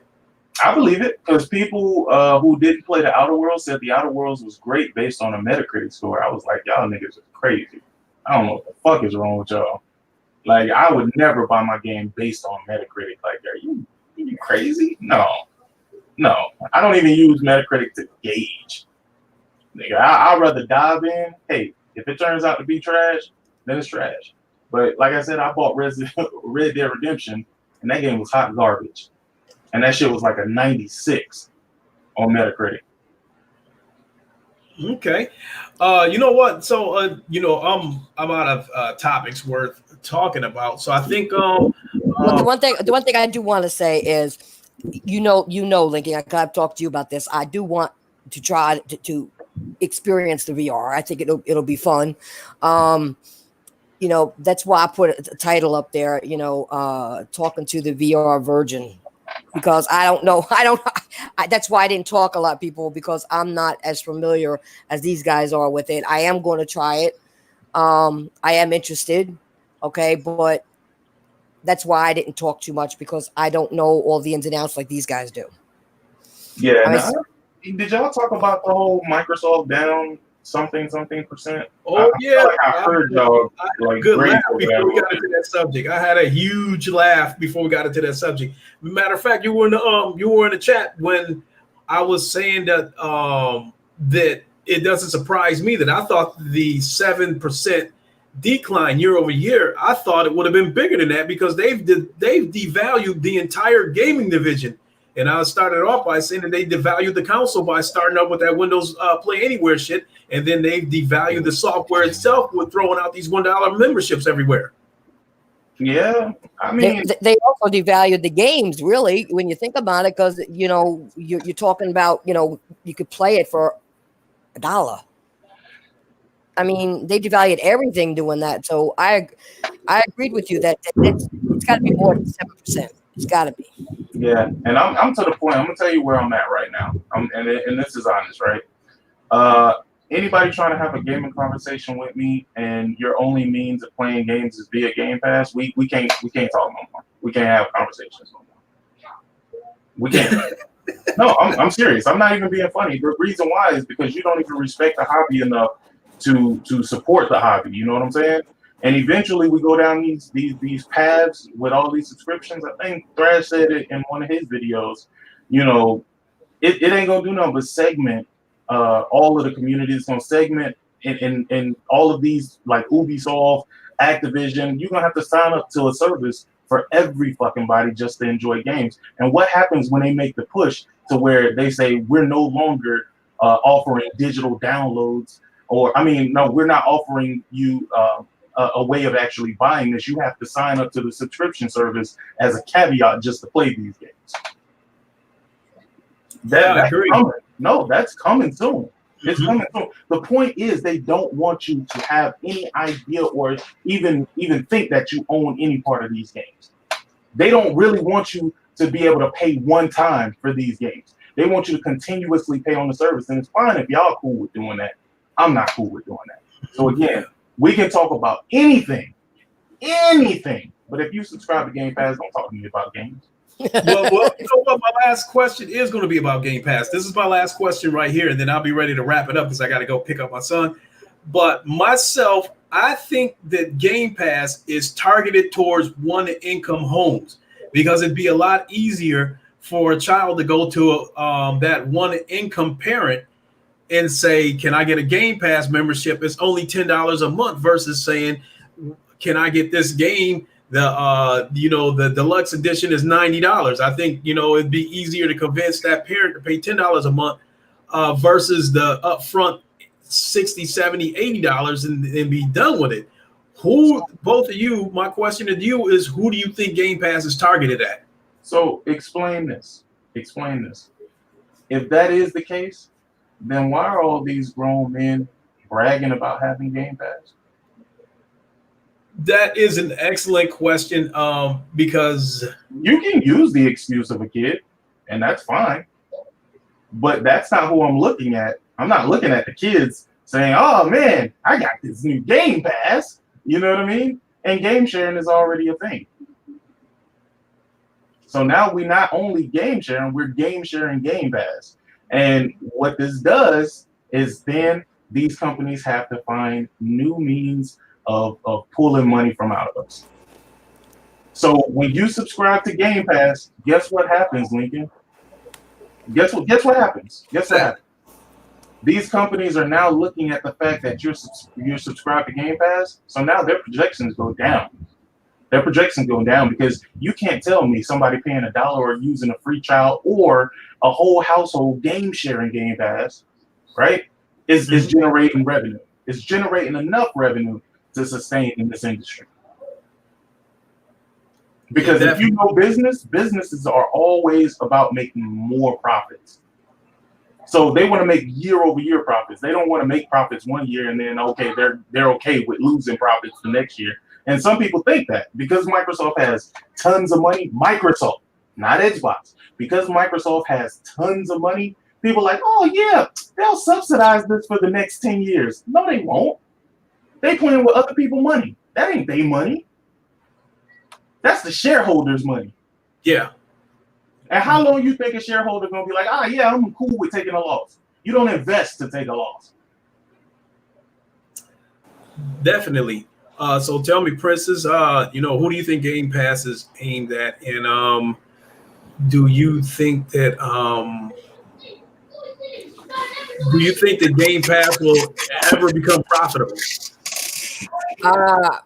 First of all, I don't know who I think they tried to. I think they just want to target everybody, and I guess maybe they had some. What do you call it? I'm trying to think of the word. I don't know. Some tests done to a survey. Maybe they had a survey saying that people can't afford it, like you said. Maybe it's for one-income homes, or maybe it's just trying to get cheap-ass people on board that don't want to pay. Tell me this, Princess and Lincoln, if I may. No, go ahead. Tell me this. right? Since people ain't out here buying games, since this is targeted towards single family homes, how is it that Nintendo is selling 12 million, 15 million units of games? PlayStation is selling 10, 15 million units of games. Why is it that people are buying those games, but they're not buying Xbox games? If this is truly geared towards single family homes, because single family homes are buying Nintendo Switches. They're buying these Zeldas, these Pokemons, these Marios. They're buying. I don't buy that. I don't buy it that these people just simply can't afford it. I buy the fact that these people are conditioned, and usually people on the Xbox aren't truly gamers.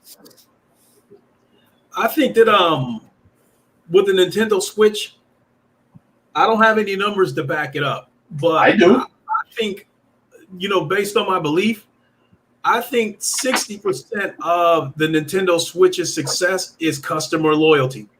No, it's not, because they weren't loyal to the Wii U, so that jumps right out the window. You got a point there. This is true. The Wii U did have problems. It did, depending on how you look at it, was a failure. As far as what I'm looking at, as of but that's not to say that some of these people who skipped out on the Wii U didn't have the Wii or okay, had a dislike for Nintendo. No. Explain this, Lincoln. Explain this. Ooh. I'm glad we're having this conversation. Explain this. Why is it that people who didn't buy Ori on the Xbox, who own an Xbox, bought Ori on the Switch? Yeah, you got me right there. You got me right there. Paid full price for Cuphead. People who own an Xbox but own a Switch paid full price for Zelda. Full price for Super Mario Odyssey. Full price for Zelda Link's Awakening. Full price for the Pokemon games. Full price for NBA 2K. Full price. Come on, man. Come on. Man. Now the success of Cuphead on the Switch does not really surprise me, because I felt like Cuphead was a child's game to begin with. Man, so I thought it would have fit right in over on the Switch. No. It's not about it fitting in. They would not buy it on the Xbox, but the same people who own the Xbox went and bought it on the Switch. Look at all the people who own Xboxes, who also own Switch, who brags about these games that they buy on the Switch. That part I did not know, because I was under the impression that these were Nintendo fans who bought this game, rather than Xbox people saying, no, I'm not going to buy it on the Xbox, but I'll buy it on the Switch. Right. They didn't buy it on the Xbox, but they'll buy it on the Switch. It's the same game. That's troubling. I will say that.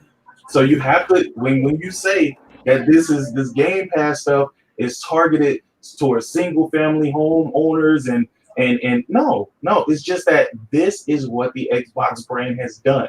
They have devalued themselves, totally devalued themselves, to the point where their fan base will go and buy games on other platforms. Look at how many people bought a PlayStation to play Spider-Man, to play God of War, to play Horizon Zero Dawn, to play Days Gone. All of these people went out and bought these consoles, but they will not buy a game for Xbox.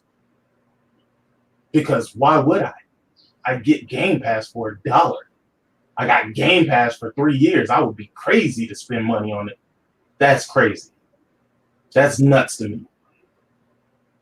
I really feel like these people really do hate the Xbox. They probably do. And I think that if Game Pass were to make its way over to the PlayStation, I think that will signal the death of the Xbox console. Not to say that they're going to sell a shitload of Game Pass memberships on the PlayStation platform, but I think Microsoft stripping all reasons for you to buy that console would be complete. I hate to say it, I think they've pretty much done that already with devaluing the whole thing. I mean, go ahead. Oh no, go ahead. I interrupted you too many times. Go ahead. No, it's all right. I'm just saying, I don't think that's going to do anything for, no matter what they do. They've devalued that system so bad. I think when they did Game Pass, they knew they were losing, and I think they thought this was gonna get them back in the game. I don't, of getting more people to come to Xbox. And it's not what happened. Yeah, you had people come there, but you devalued your system, and other people don't care anymore. They don't. And I've seen some of the games they put on that Game Pass, okay? And I'm looking at them like, what the hell is this shit? Even if you paid $10, you're not paying for quality stuff, in my opinion. Not at this point, anyway. Outer Worlds is going to sell way more on PlayStation than it is on the PC or the Xbox. That's a fact. And all they can say is, well, we got to play it for $1. We got to play it for $1. I got to play it through Game Pass. Through Game Pass. Listen, I'm going to be honest with you, man. I would love to see Microsoft just leave. I'm not even going to fake the funk anymore. I would love to see Microsoft leave and let somebody else come in. Or do this, Microsoft. Go and hand the Xbox off to Sega. Let them rebrand it the Sega box or some shit like that. You know what? You know what? Before we get out of here, I'm on N4G, and I see a couple of interesting articles, and one of them I totally forgot to talk about. The first thing that I'm looking at right here is the rumor that Ghost of Tsushima has been pushed, that it could get pushed back to late 2020. I believe it. And Last of Us 2 got pushed back as well. Would that confirm what a lot of Xbox were trying to say in believing that the Ghost of Tsushima was pretty much going to be a PS5 launch game? Nope. Because if it was on the PS5, it would have been running at 60 frames per second, not 30 frames per second. That game is definitely going to be on the PlayStation 4. It may be a cross-generational title because that only makes sense because it's going to be releasing so late, but it's still going to be a PS4 title. Now, here's the thing. People think that Sony or Naughty Dog and Sony, they delayed the game because they wanted to get out of the way or whatever. Are you crazy? 5 million pre-orders? Pre-orders. And y'all think they getting out of the way of other games? Are y'all fucking are y'all nuts? Are y'all nuts? Listen, first of all, they got out of the way of their other marketing deals. They have Neo, right? They have Neo 2 that's coming out, and they also have Final Fantasy 7 remake that's coming out. Naughty Dog's Last of Us would have fucking chopped those goddamn cells in half. Let's be honest. Niggas would have bought Last of Us 2 and wouldn't even be thinking about Final Fantasy 7 remake or Neo 2. Agreed. Oh, my bad. You still wanted to add something? Otherwise, I was going to turn it over to Princess and see what she thinks about this. No, it's just a bigger game. That's all I was saying. It's a bigger game. Okay. Yeah, I agree with what he's saying. You gotta, first of all, if it's not ready, it's not ready. There's just two sides of this. Ghost of Tsushima, I really want to play, but I don't want them to bring it out at the wrong time and it gets screwed either. You know what I'm saying? Mm-hmm. You got to. That's one thing that Sony tries to do well. They try to market it at the right time, put it out at the right time. You can't put it out when you have another game that may supersede it, and people are going to want that and just ignore the other game. You can't do that. Right. You have to put it out at the right time because it'll get certain games will get buried. But if you put it out when nothing else big is coming out, it'll do better. Yep, and with Last of Us coming out, they would have crippled the sales of their other exclusives or timed exclusives, whatever Neo and Final Fantasy 7 turns out to be. They would have crippled the sales of something that they paid a lot of money to get, the marketing rights for and the exclusivity for. So they want to see those other games do well as well. And putting Last of Us right there, I don't think that would have been I don't think that would have turned out to be a very good situation. Okay. Yeah. No, I agree. Others think that it was delayed simply because they want to add the multiplayer. That's not why. They have different plans for the multiplayer. They have plans of making the multiplayer a standalone game, not something that goes along with The Last of Us, which I'm okay with, but I know other people are not. Okay. So let me go on to another subject. Let's see here. Sony grants refunds to PS4 buyers of WWE 2K20. I know that this game. I know that this game has had a catastrophic launch. I don't know the details of exactly what's going on with this game, but I know that it has had a disastrous launch. The reason why I bring this up is because Sony's refund policy is fucked up, and it could be arguably one of the worst refund policies out there. Their standard refund policy is that if you buy a game, the minute you start the download, you are no longer eligible for a refund. So this is a little bit shocking, that they're granting. They was giving out refunds for Anthem too. I should have definitely got my refund for Anthem. I ain't gonna even lie to you, but they was giving out refunds for Anthem too. When it's something where the game is broken and it's not the customer's fault, they'll give you a refund. I'm not terribly surprised that this game is broken because year after year after year, the 2K basketball game always launches broken. And it usually takes a couple of weeks before, or even a month before 2K runs enough patches through it before it runs right. Not like this, Lincoln. Oh my God, if you would have seen these WWE videos that I was seeing, the whole goddamn ring was spinning, the ref was under the ring, the freaking player was just spinning around in a 360. So I don't know what the fuck was going on. You know what? I did see a video. Somebody posted a video on Twitter where two women were wrestling, and when one of them bent over backwards and was put in a particular hold, the position of a referee looked like something right out of a porn movie. It looked like a threesome. I saw that one too. Like, I don't know what happened with this game. They put the fucking Z team on this one. I don't know what the hell that is. I saw some of that and I was laughing my ass off because, and then you have the people, instead of bouncing off the rope, the rope is like, they're supposed to be bouncing off the rope, okay, hit the rope and bouncing off, but what happens is the rope goes right through them and they still come back. It's like, what the hell? I mean, I did see your video, Princess, where it looked like the two girls was having a stroke in the ring. And see, I don't play WWE, so I would have never known about this, but them videos is just like, what the hell is going on? Like, the game was losing its mind. Oh, the game lost its mind. I don't know how you release a game like that. That's like some Bethesda level shit. That is some Bethesda Fallout level shit. Like, I don't know what the hell. I don't know what the hell that was. Like, I've never seen a game that broken. And it's like, it's not just one person. It's not just two people. You see multiple videos. I'm like, this is nuts.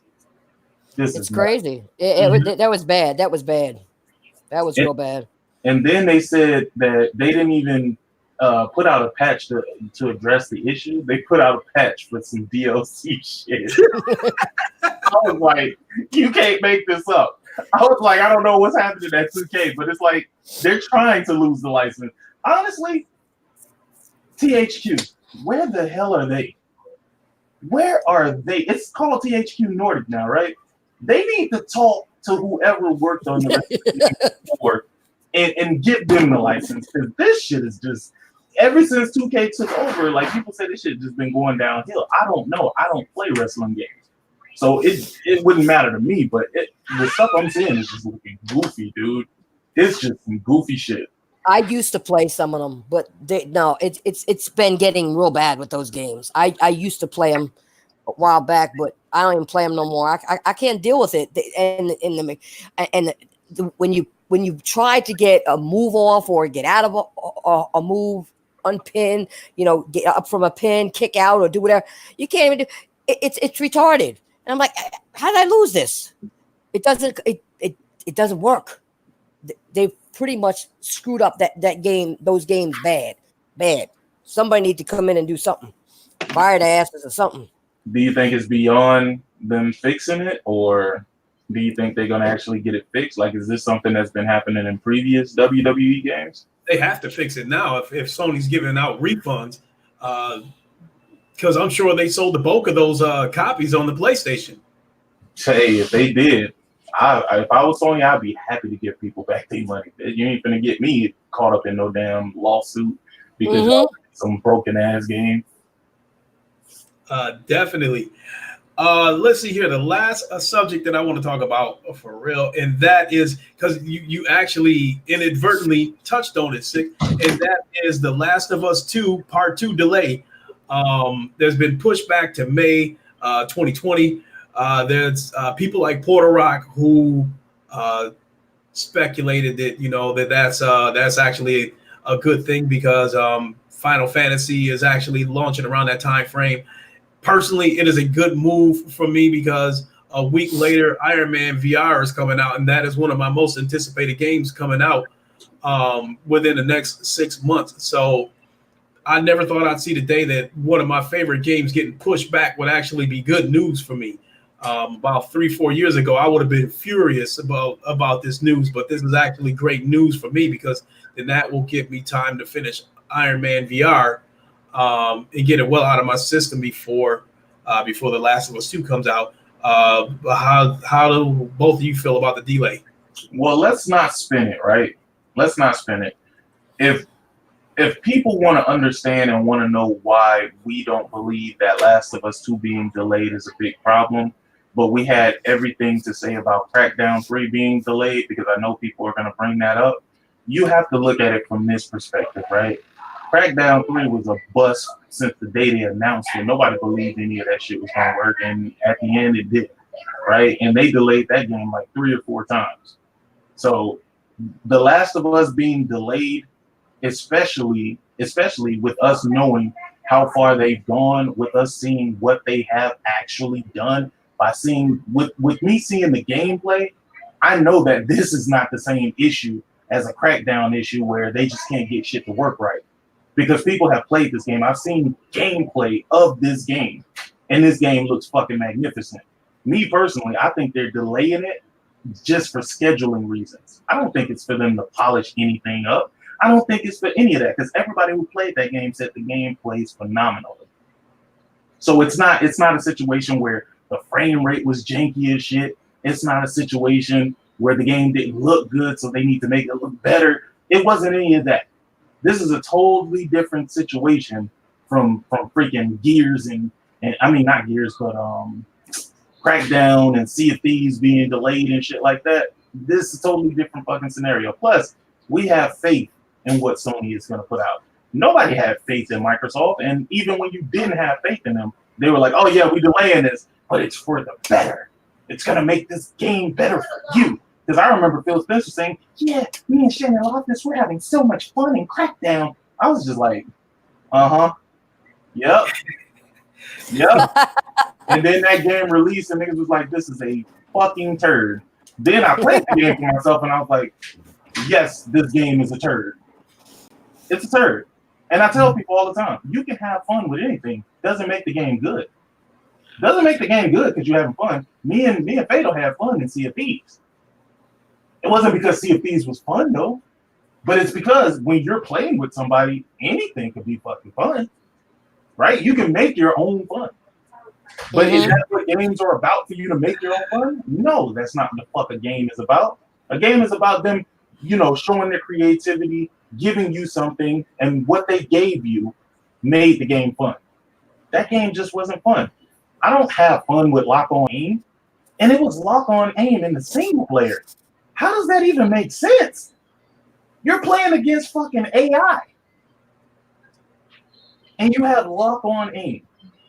Mm-hmm. And then when you get into the multiplayer, you get into the multiplayer and you have lock-on aim in the multiplayer. Imagine that. Imagine playing Call of Duty or Battlefield and you have lock-on aim. Yeah, that was disastrous. They never should have put that game out. I think it was a situation of I think they came this far. They had to go ahead and put it out and try to recoup whatever they could from this game. For instance, how do you feel about this Last of Us delay? Is that good? Is that bad? What?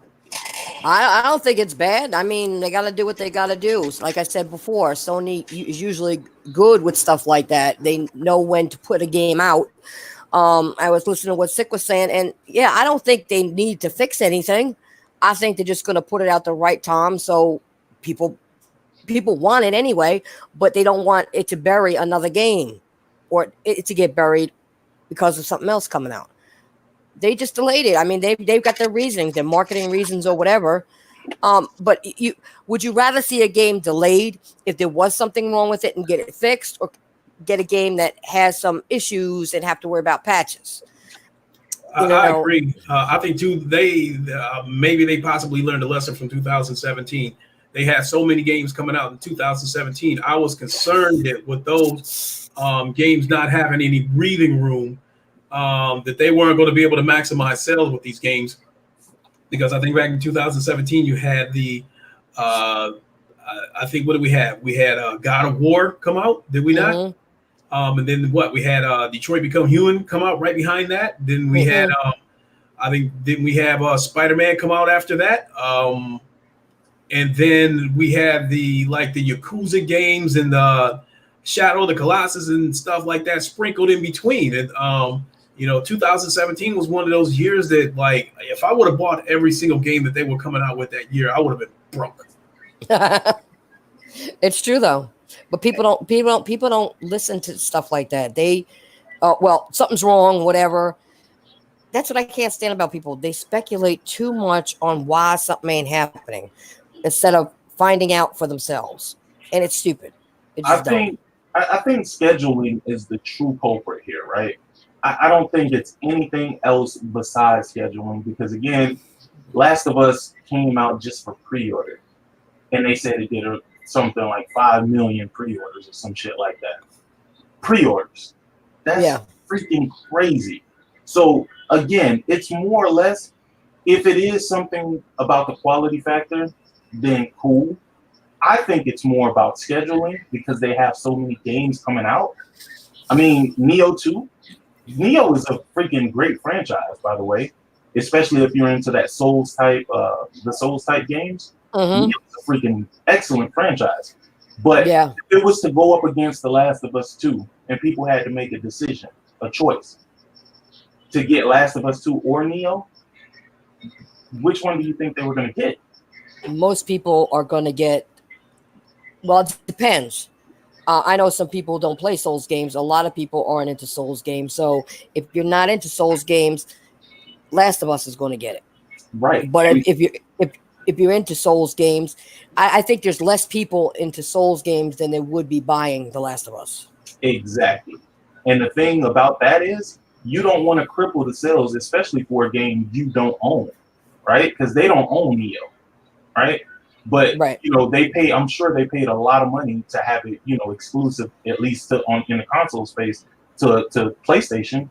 And I haven't heard anything about a PC version of Neo 2, but I think that's to be expected because the PC version came out for the first one. Right.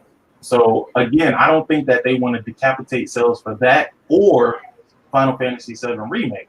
Don't get me wrong, Final Fantasy VII Remake is legendary, and I'm picking it up regardless. But if people had to make a decision between The Last of Us 2 and Final Fantasy VII Remake, which one would they choose? Yeah, that's a no-brainer. That's the reason why I'm saying it makes perfect logical sense as to why they would move it, but I don't think they're moving it for the reasons people think they're moving it. I think they're moving it because they just don't want to decapitate the sales of their other games that they actually have involvement in. Yeah. So that just makes perfect sense to me, but maybe it's not for everybody else. But some people, like you said, they think the wrong way. They don't think of what you just said or I just said. They just assume that something is wrong all the time. Yeah. That's the problem with people. And then they get on YouTube or Twitter and they just speculate and think something's wrong, and they go into these crazy scenarios and everything else. And they come to find out you're wrong, but you won't come back out and say, "Oh, I was wrong."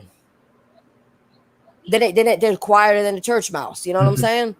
I mean, I ain't gonna lie. I'm still waiting for that 1080p 60 mode in Assassin's Creed. I'm just saying. I was promised that by a AMD shareholder and somebody who met Ubisoft. Just saying. Oh man. Well, folks, I got to get ready to boogie on out of here because I got to hit the road to go pick up my son. For sure. You know, thank you so much. Quick, that's it. Quick. I got a friend. I got a friend who's a former football player. His Xbox name is Quick. Sick. I want to thank you so much for joining us. It definitely added another degree to this to Live from Wakanda. Princess, I can't thank you enough for hosting this. I think this was a wonderful podcast. I think we got to do this again. No problem. You know, even after I get out of YouTube jail, we still have to do this again from your channel. Okay. Where Craig been? I ain't even seen Craig go live. I don't know. I don't know where he is. I even sent him a link hoping he would join us. Yeah, he's around because he had he sent me a message on Twitter asking me what time we were going on. Oh, okay. Because I normally see him, or I'll see his videos pop up, but I ain't been even seeing him really go live like that. Mm-hmm. Like and I want to, my bad. I ain't really been going live like that either. Boy, hold on, folks. You guys go ahead. Yeah. So I do want to thank you for the invite, Titanfall Princess. And if either of you are free tomorrow, I will be doing my own podcast at like 10 a.m. Eastern Standard Time. And man, do I have a lot of shit to talk about. Oh, it's gonna be Okay. I'll see. What time again? I'll see. It's gonna be like 10 a.m. Eastern. If you can make it, you already know. You know where to come from. I just want to make sure I got the time right. Yeah. Okay. So yeah, Lincoln, if you free, definitely make your way there. It's gonna be a show, man. It's gonna be a show. I got a lot of good topics to talk about. Plus, I ain't been on in like a week, man. So this shit just been piling on. But yeah, I think it's gonna be pretty epic. But yeah, thank you for the invite. No problem. Craig is buttering his biscuits. Oh man. Oh boy. Good times. What did I miss? I'm pretty sure y'all thought about something that I totally missed at the beginning. On the show. Yeah. He talks a lot about, VR. He was talking about, we were talking about how I was telling him because a lot of people are using it in business now. Like construction companies, and all that, I was saying, I hope they don't get out of, people don't concentrate just on that and push gaming aside. Well, okay, folks. It depends on where they make their money from. So if they're making the bulk of their money in gaming, then that's where it'll be. But if they start making the bulk of their money, enterprise-wise through corporations and stuff like that, then that's where they're going to focus that's where they're going to focus on. Because at the end of the day, it is still a business and they are still about making money. So don't ever believe that these companies are doing anything for us just because they love us as customers and shit like that. No. But I hate to see it go that route because I think now we're in such a great space with VR. When I say a great space, we're in a great space. Some of the games that I'm seeing in VR, they're now looking like games that are on like the PS4 and shit like that. And I'm just like, yo, that's amazing. You know the situation that I think we're in right now, Sick, about VR. A lot of these developers are very creative. They're coming up with a lot of different experiences, but they don't have that AAA budget to back them up to make this game come out the way they like it to come out. And and that was like, that's one of the things that make Asgard's Wrath such a wonderful game, because this is a full-blown AAA game built from the ground up for VR versus games like Skyrim. That's not a game that was built ground up for VR. So it's in VR, but it doesn't feel as immersive as a game that was built from the ground up for VR. But but nonetheless, I'm still glad that that we're still getting these AAA experiences, because some of these VR experiences, I'm not gonna lie, some of them are bootleg. So we need to balance that out with some AAA experiences. And that's what I kind of like about the Oculus Store, man. A lot of the stuff that I get from there it's almost like they handpicked those games to be on the Oculus store. And I do like the fact that, Oculus they have their own gaming division now. So they are actually, really investing into this. And like I said, I have no problem with exclusives. People think I have a problem with the Xbox. I don't. I just don't see no value in it. That's the difference. If there was value in the Xbox, I would own an Xbox. I know buying the Oculus, that Oculus is investing in gaming, and they have some crazy games on Oculus that will only be on Oculus. Like Robo Recall, fucking nuts. That game is nuts, and it'll never be anywhere except for Oculus. Yeah, without a doubt. Because right now the two heavyweights when it comes to VR, putting out AAA quality games, Sony and Oculus are your two heavyweights. And I think we will continue to see them put out quality games, and I definitely have some games this on my wish list that I can't wait to get my hands on. Yeah, and honestly, I look at it from this perspective. This is what I see as being competition. This is competition. PlayStation got their VR games. Oculus got their VR games. You know what I mean? So if you wanted to play Firewall, you got to be on the PlayStation to play Firewall. If you want to play Robo Recall, you got to be on the Oculus to play Robo Recall. And again, I don't care. I don't feel like I'm entitled to Robo Recall because I have a PlayStation. You know what I mean? I have no problem investing in the Oculus because, I want to play these games. And I didn't even know I wanted. Robo Recall was a game I didn't know I wanted to play. That's not a game that I knew I wanted to play. I just bought the Oculus because we was talking about it, Lincoln, and you was like, yeah, man, the Oculus, man, this thing's great. Da, da, da, da, da, da. I was like, okay, let me go ahead and pick this Oculus up. Picked it up, and I've been in love since. You know what I mean? Now, my PlayStation VR, that ain't no slump. That ain't no slump because we still got Deracine. We got, I think Tetris went over to the Oculus, right? That VR Tetris. I think it went over to Steam. It went over to Steam. Okay, so I know it went somewhere else, but still, we have the Moss, we have the Astrobot. There's a lot of freaking games on the PlayStation VR that makes sense. But then again, there's a lot of Oculus games on the VR that makes a lot of sense. So me personally, I see value in both products. I see value in the PSVR. I see value in the Oculus. And again, when Microsoft finally get their shit together and get this kumbaya, let's be friends, when they get that shit out of their system and they finally start bringing exclusives back to the Xbox, if that happens, then I'll be back on the Xbox. Until then, fuck the Xbox.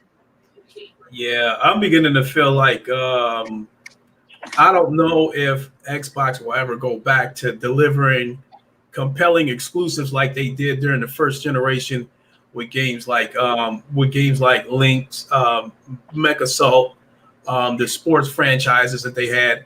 I don't think we'll ever see that come back until Satya Nadella's out of there. I don't think it's Satya Nadella that. You think Ballmer was better than Satya Nadella? I think Satya Nadella has a grasp on where he wants to see the company go. But the thing is, what you have to realize is that Xbox just wasn't. It's just not making them money like that. Like you see these revenue numbers, but when you look at the profits, it's totally different. Revenue isn't profits. I don't know why people look at that 10 billion and think, oh man, 10 billion, this is how much they're making. No, that's how much revenue they generated. The profits behind that is what's causing them to be so stagnant with the Xbox. And that's the main issue that they're having. And what Satya Nadella said is, if we can get them to continue paying for services that they don't really need, then we can see this as being something profitable because everything on the on Windows is becoming a service. Their Microsoft Office suite, a service. Their cloud services. You know what I mean? Even Adobe is taking that route now. Adobe, like if you want to get Photoshop and all of this shit, you gotta pay a service fee. But I was like, is you crazy? You think I'm gonna keep it? Come on. Fuck out of here. But that's the route that they're trying to go. And the thing is, when you try to bring services to something like an Xbox, it's not going to work out the way that you want it to work out because you got to remember, games still cost a lot to make. So the amount of money that they're investing, when they said that they were investing $2 billion in games, they were investing $2 billion to keep games on their system. which is why people are like, where are these new IPs? Where are these new IPs that they're working on and blah, blah, blah, blah, blah, and yada, yada, yada. That's why they bought a whole bunch of studios that was already making games. Like, I saw Phil Spencer trying to take credit for Outer Worlds doing great. I'm like, Phil, stop it, Phil. Stop it, Phil. This is what they were working out before you acquired them. You know what I'm saying? This is what they were working on before you acquired them. That's the only reason why it's multi-plat. And the only reason why it's successful is because niggas on the PlayStation is buying this shit. Sick. When I was taking that phone call, you mentioned something to the effect about having a podcast tomorrow. Yeah, it's gonna be at 10 a.m. Man, I'm gonna be going through a whole bunch of shit that's just been stacking up, dude.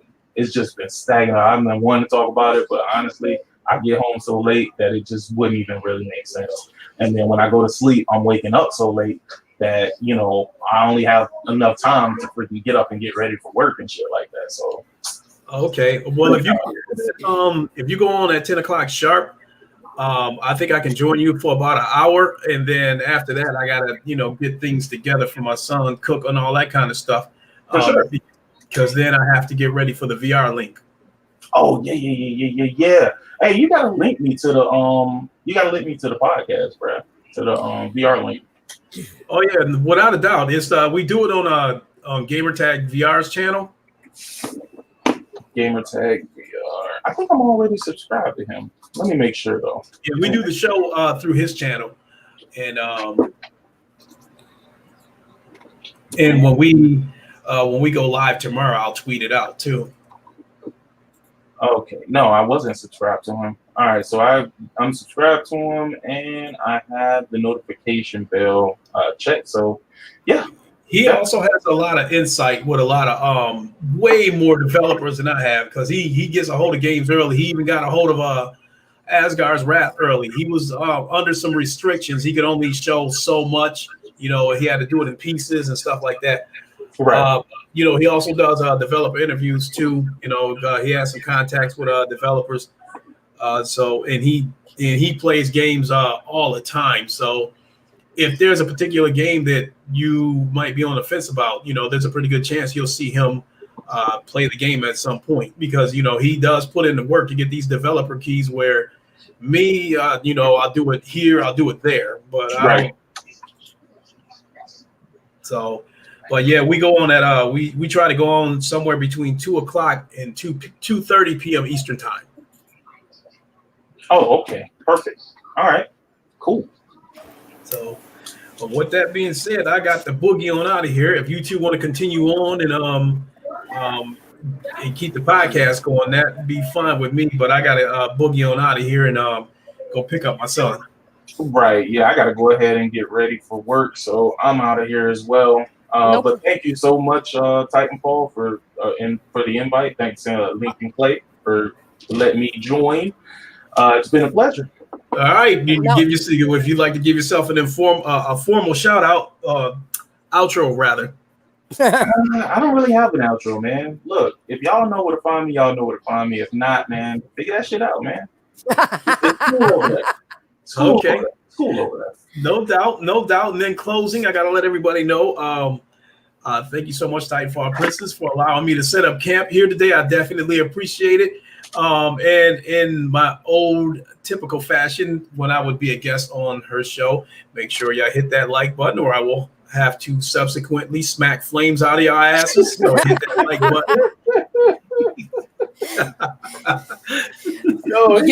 You missed it. I think you were probably asleep when I did that one video when I was talking about the like button, and I said, "Don't make me get my buddy Lincoln Clay," but I forgot the flame part. I saw it the next day. Oh, okay. So even though it's your channel, you want to go ahead and shout yourself out, Princess? Like Six said, they know where to find me. You know this is. This is your girl, Titanfall Princess. Okay, the Irish Girl Gamer. Okay, that's it. They know where to find me. And like Lincoln said, if you don't hit the like button, I'm gonna see he smacks the flame out your ass. I'm gonna cyber whoop your ass. See these ashy ass knuckles? Make sure you hit that goddamn like button. Wait, so quick question: where did the podcast go? Because you used to do the podcast, Pog, Pog, yeah. Yeah. Yeah. Well, what happened was I talked about that on one of my streams. It's because the members, some of the members that I had weren't showing up, weren't talking. It just got to the point where uh, You it wasn't know, worth doing it. I'd have guests on, and they would show up knowing these guests were coming, was showing up late. Um, then we had one who was racist, couldn't have that. Uh, then they would go on other podcasts where they were supposed to be doing mine, not saying anything and saying, "Hey, whatever." I wanted an exclusive podcast, and I couldn't get that. here's what you should do, and this is just me giving advice. Mm-hmm. Take it or leave it. My main thing is I never ever want to be in a position where I have to depend on somebody to be on the podcast. I think it's much better to do it on your own. And if somebody join, okay, cool, you there. But I never schedule really to have anybody on. You know what I mean? If you end up joining, that's cool. But I think you should focus more on building your brand as yourself. You know what I'm saying? Because then the people will show up for you, whereas other people. You bought it out a little. Oh, okay. I'm sorry. I'm probably going. Yeah, you bought it out a little bit, but yeah. No, that's what I'm. That's why. No, but that's why I'm doing it now. That's what I'm doing now. I mean, right now I'm working on me and what I'm doing. Okay, and like I said, I have handfuls of people that can come in on guests when they can between their schedules. You know what I'm saying? Right. So that's what I'm working on right now. Yeah, and I think that's the better route to go, because when you depending on other people, man, people are known to let you down. You know what I'm saying? So I would more or less do my podcast, make it entertaining as much as I can from my perspective. But then if there are some people who want to join, okay, sure, let me send you the invite link. That way, you're never disappointed. Peace out, y'all. All right, see you later. Yeah, that way you're never disappointed, because man, I don't ever want to set up something for somebody and then they end up not showing up. Well, it was going well for a while, okay, and then all of a sudden, things just started. It started worse after somebody flagged my channel. Then after I got came back, it just got bad. Nobody wanted to show, or nobody wanted to talk no more, or whatever, and then it was racist shit going on in the background, and I was like, no, I can't do that. So I started doing something else. I had a couple members that were good, like Mr. Corleone was good, and hold on, what's his name? Damn. You know who you're good with? Voice Legend. You ever thought about co-opting a stream with Voice Legend? I actually have done one with him. It was like unexpected. We just did it. It was just happened. Right. But yeah, I mean, yeah, I've been thinking about doing some things with him. Yeah. Yeah, but I think more or less beyond that, I think you should focus more on what you can do as a solo effort than what you can do as a group, because I think you'll be entertaining even by yourself. You know what I mean? Yeah. So if you can be entertaining by yourself, when somebody else wants to join or somebody else want to jump in, then that's just a bonus. You know what I'm saying? That's a surprise for the audience, right? And True. then you don't have to set the audience up thinking that people are going to be there who's not going to be there. True. That's it though. But that's as far as the advice I got. That's it. I mean, because you already entertaining on your own. I don't need to tell you how to be entertaining. You got that. Thank you. No, that's what I've been working on. That's what I've been doing, working on myself right now. And that's what what I was talking the couple days ago. That's what I said. I got to work on me and my stuff and get my shit right. Before anything else. I mean, I got to make sure I got my priorities straight, which is me. Facts. Without and not everybody else. And worrying about having everybody else, like you said, like I got people that I send links to. If you want to join, go ahead and join. Come on in. But I don't. Lately I haven't been focusing on getting actual people. I mean, we had fun. Like I was on a thing. Who was on there with me? It was me. Voice joined afterwards, and somebody else was there. I can't think of who it was right now. But we had fun. We actually had fun. It worked out well. I said we worked well together. We had a good time. And I said, maybe we could do this again. Yeah, and I know Voice Legend from Jay Wags. I think that's where I know him from because he used to be on Jay Wags podcast. And he's real good, real cool dude. You know, he had his session where he does his little voice things and where he does his little imitations and stuff like that. So when I see you guys together, I know that that's something that's just good synergy. You know what I'm saying? You guys work well together. Thank you. Yeah, we've talked about doing it. And you already know, if you ever want me to come on, I'm always there. Just let me know if I'm available. Just send the link through, and I'll hop in. I ain't got no problem whatsoever. I know that. There's no question about that. Yeah, I know that. I definitely know that. But sometimes when I think of doing one, I don't think invite anybody because I'm thinking about focusing on what I want to say. Oh no! So sometimes I forget. Sometimes I forget to send out links to people, and they'll hit me up in the chat and say, "Can I get a link?" Because I forget. That's what you want it to be. That's the way you want it to be, though, Titan. Because look, at that point, you're not setting up to have people on, but people want to come on. You know what I mean? And I know you probably want something like a set podcast and stuff like that. But even my PlayStation Plus podcast, that's really just me and whoever jumps in. Right. And that's why I have the Discord like that. So if they do want to jump in, if I'm having an open panel that day, then I'll have the panel open. If I'm not, then I won't even be in the Discord. You see what I'm saying? So it all depends on how I operate in that particular realm. If I am having an open podcast, then if I see people waiting in the Discord and I'm like, okay, I'm about to open up the panel, I'll jump in. And then now, they have a voice and they can be on the podcast with me. But the PlayStation podcast is literally just me. I don't have any actual members for the PlayStation Plus podcast. Right. And I like to keep it that way because it is what it is. You know what I'm saying? Sometimes I might just hop on just to talk shit. You know what I mean? But then sometimes I may want to have guests on. And I think it works better in that manner because nobody has expectations. Yeah, over the past couple months, I've been told a lot of sucker shit. You know what I'm saying? And I just got tired of it. And people, and then people try to give advice and tell you things that is bullshit. Not like what you're saying here. That's why I did my I forget what day I did. I don't know. Was it today's Saturday? I don't. One day during the week when I did one, I was talking about that. And going back and explaining why the Irish podcast wasn't there anymore. And now, like I said, it's on me now. I'm going to do my thing. And people want to come, they can come.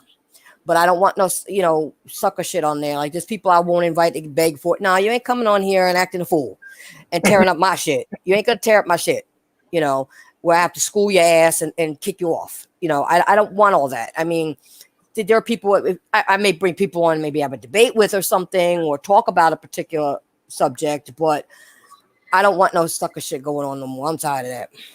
Right, and I guess you have the right idea at this point, but I learned that early on. It's only a few people, and I've always said this. It's only a few people that can actually get me to move to do something. Like if they like, yo, you gonna come through, you gonna slide.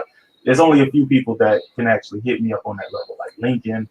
People from the round table, you, Craig, if he hit me up and tell me to come, it's all right, cool. But for the most part, I keep that circle small, man. Yeah, I remember talking to you once before about that in chat or whatever. That's what I'm doing. I'm moving away from all the bullshit.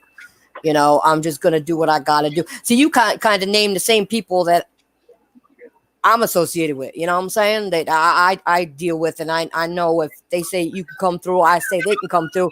They're here, you know what I'm saying? Right, and that's what it is. Because again, like I said, I'm not trying to be with all of the kumbaya shit that people got going on. Because there's a lot of people who try to befriend people just simply to get themselves ahead. I'm not on that. I'd rather build from the ground myself. That way, I don't have to worry about when these other people go live. You know what I mean? Because when you start sharing a fan base, people got to start making choices. You know what I'm saying? So I'm trying to get away from sharing fan bases with anybody. I'd rather bring in new people and do it slowly versus my fan base is their fan base. So now when we go live, Now we fighting over subscribers. Yeah. Yeah, nah, I'm not. I don't really want to play that game. No, I don't want to play that either. I don't blame you for that. I feel the same way that people like when I built my channel, I did it on my own, and I'm proud of what I did. I just got to get back to doing more than what I've been doing because I wasn't putting up enough videos or I did put up quite a few game clips, but I wasn't doing my voice over the game clips like I used to, and so that's why I was telling people I gotta go back to doing me like I did in the beginning when I started. You know what you did? Your fan base chose sides. And that's because remember before you were affiliated with like the Xbox squad, and those people, they were affiliated because I guess they wanted you to push a specific agenda for the Xbox. And once you no longer push that specific agenda for the Xbox, now it's like, oh, now you're the enemy. You know what I'm saying? So with that being said, I mean, have you ever thought about creating an alternate channel? Now, let me explain to you why I say this, right? You could have a channel where you just, because you got to remember too, everybody who comes to listen to podcasts, they don't come to watch gameplay. I found that out firsthand. I mean, think about it. If I do a podcast, right, I'll get 100+ viewers. Let me stream a game. I'll be happy to get 30. So yeah, I've noticed that. I've noticed that. It's a difference. These people come to hear you talk shit about gaming. Like, they love that shit. But when you come to actually play games, it's just like, yeah, you'd be happy if you can get half of the people who come to listen to you talk bullshit. So what I thought about is just splitting the channels completely.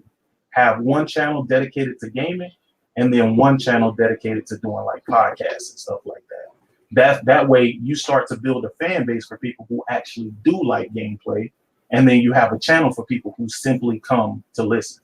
Because if I go to my other channel that I have, my PlayStation United game, I get more viewers gaming wise on that channel than I do on my PlayStation Plus podcast channel that got 3,300 plus more subscribers.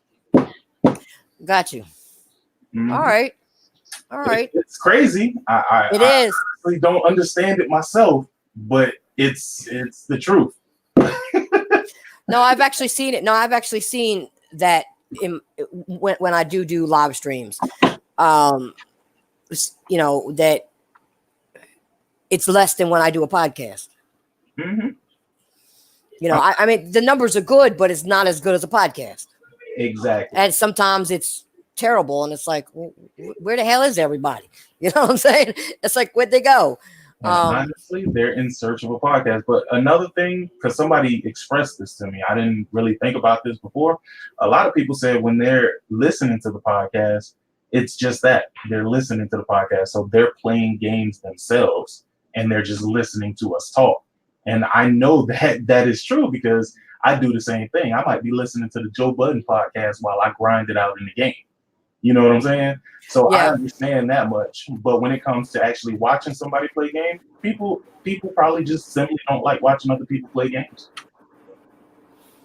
Okay. No. So I guess I get it from that perspective, right? But I mean, we would all want to have a 1-to-1 as far as like when we stream 1-to-1 for game streams versus 1-to-1s with just talking or whatever. But you're definitely going to get a lot more people when you're talking because they're doing other things in the background while they're listening to you talk. That's true. That's definitely true. That's definitely true. Yeah. I appreciate that, Sick. Thank you very much. For sure. Anyway, let me get up out of here because I got to get ready to go to work. But once again, thank you, Titanfall. And, no problem. And he already did his outro. So, but you know where to find me. If you don't, like he said, figure it out. Anyway, this is TTFP. I'm out of here, guys. Okay. I hope you enjoyed the podcast. Even though it was Lincoln's, I just hosted it here. And yeah, hit that like button if you liked it. If you don't, go ahead and hit the dislike. Leave a comment why you didn't like it. What was missing or whatever. Tell us something. All right. Yeah. So we're out of here. And Sick, thank you for coming through. And I'll see you guys later. Have a good one, everybody. Peace out. Deuces.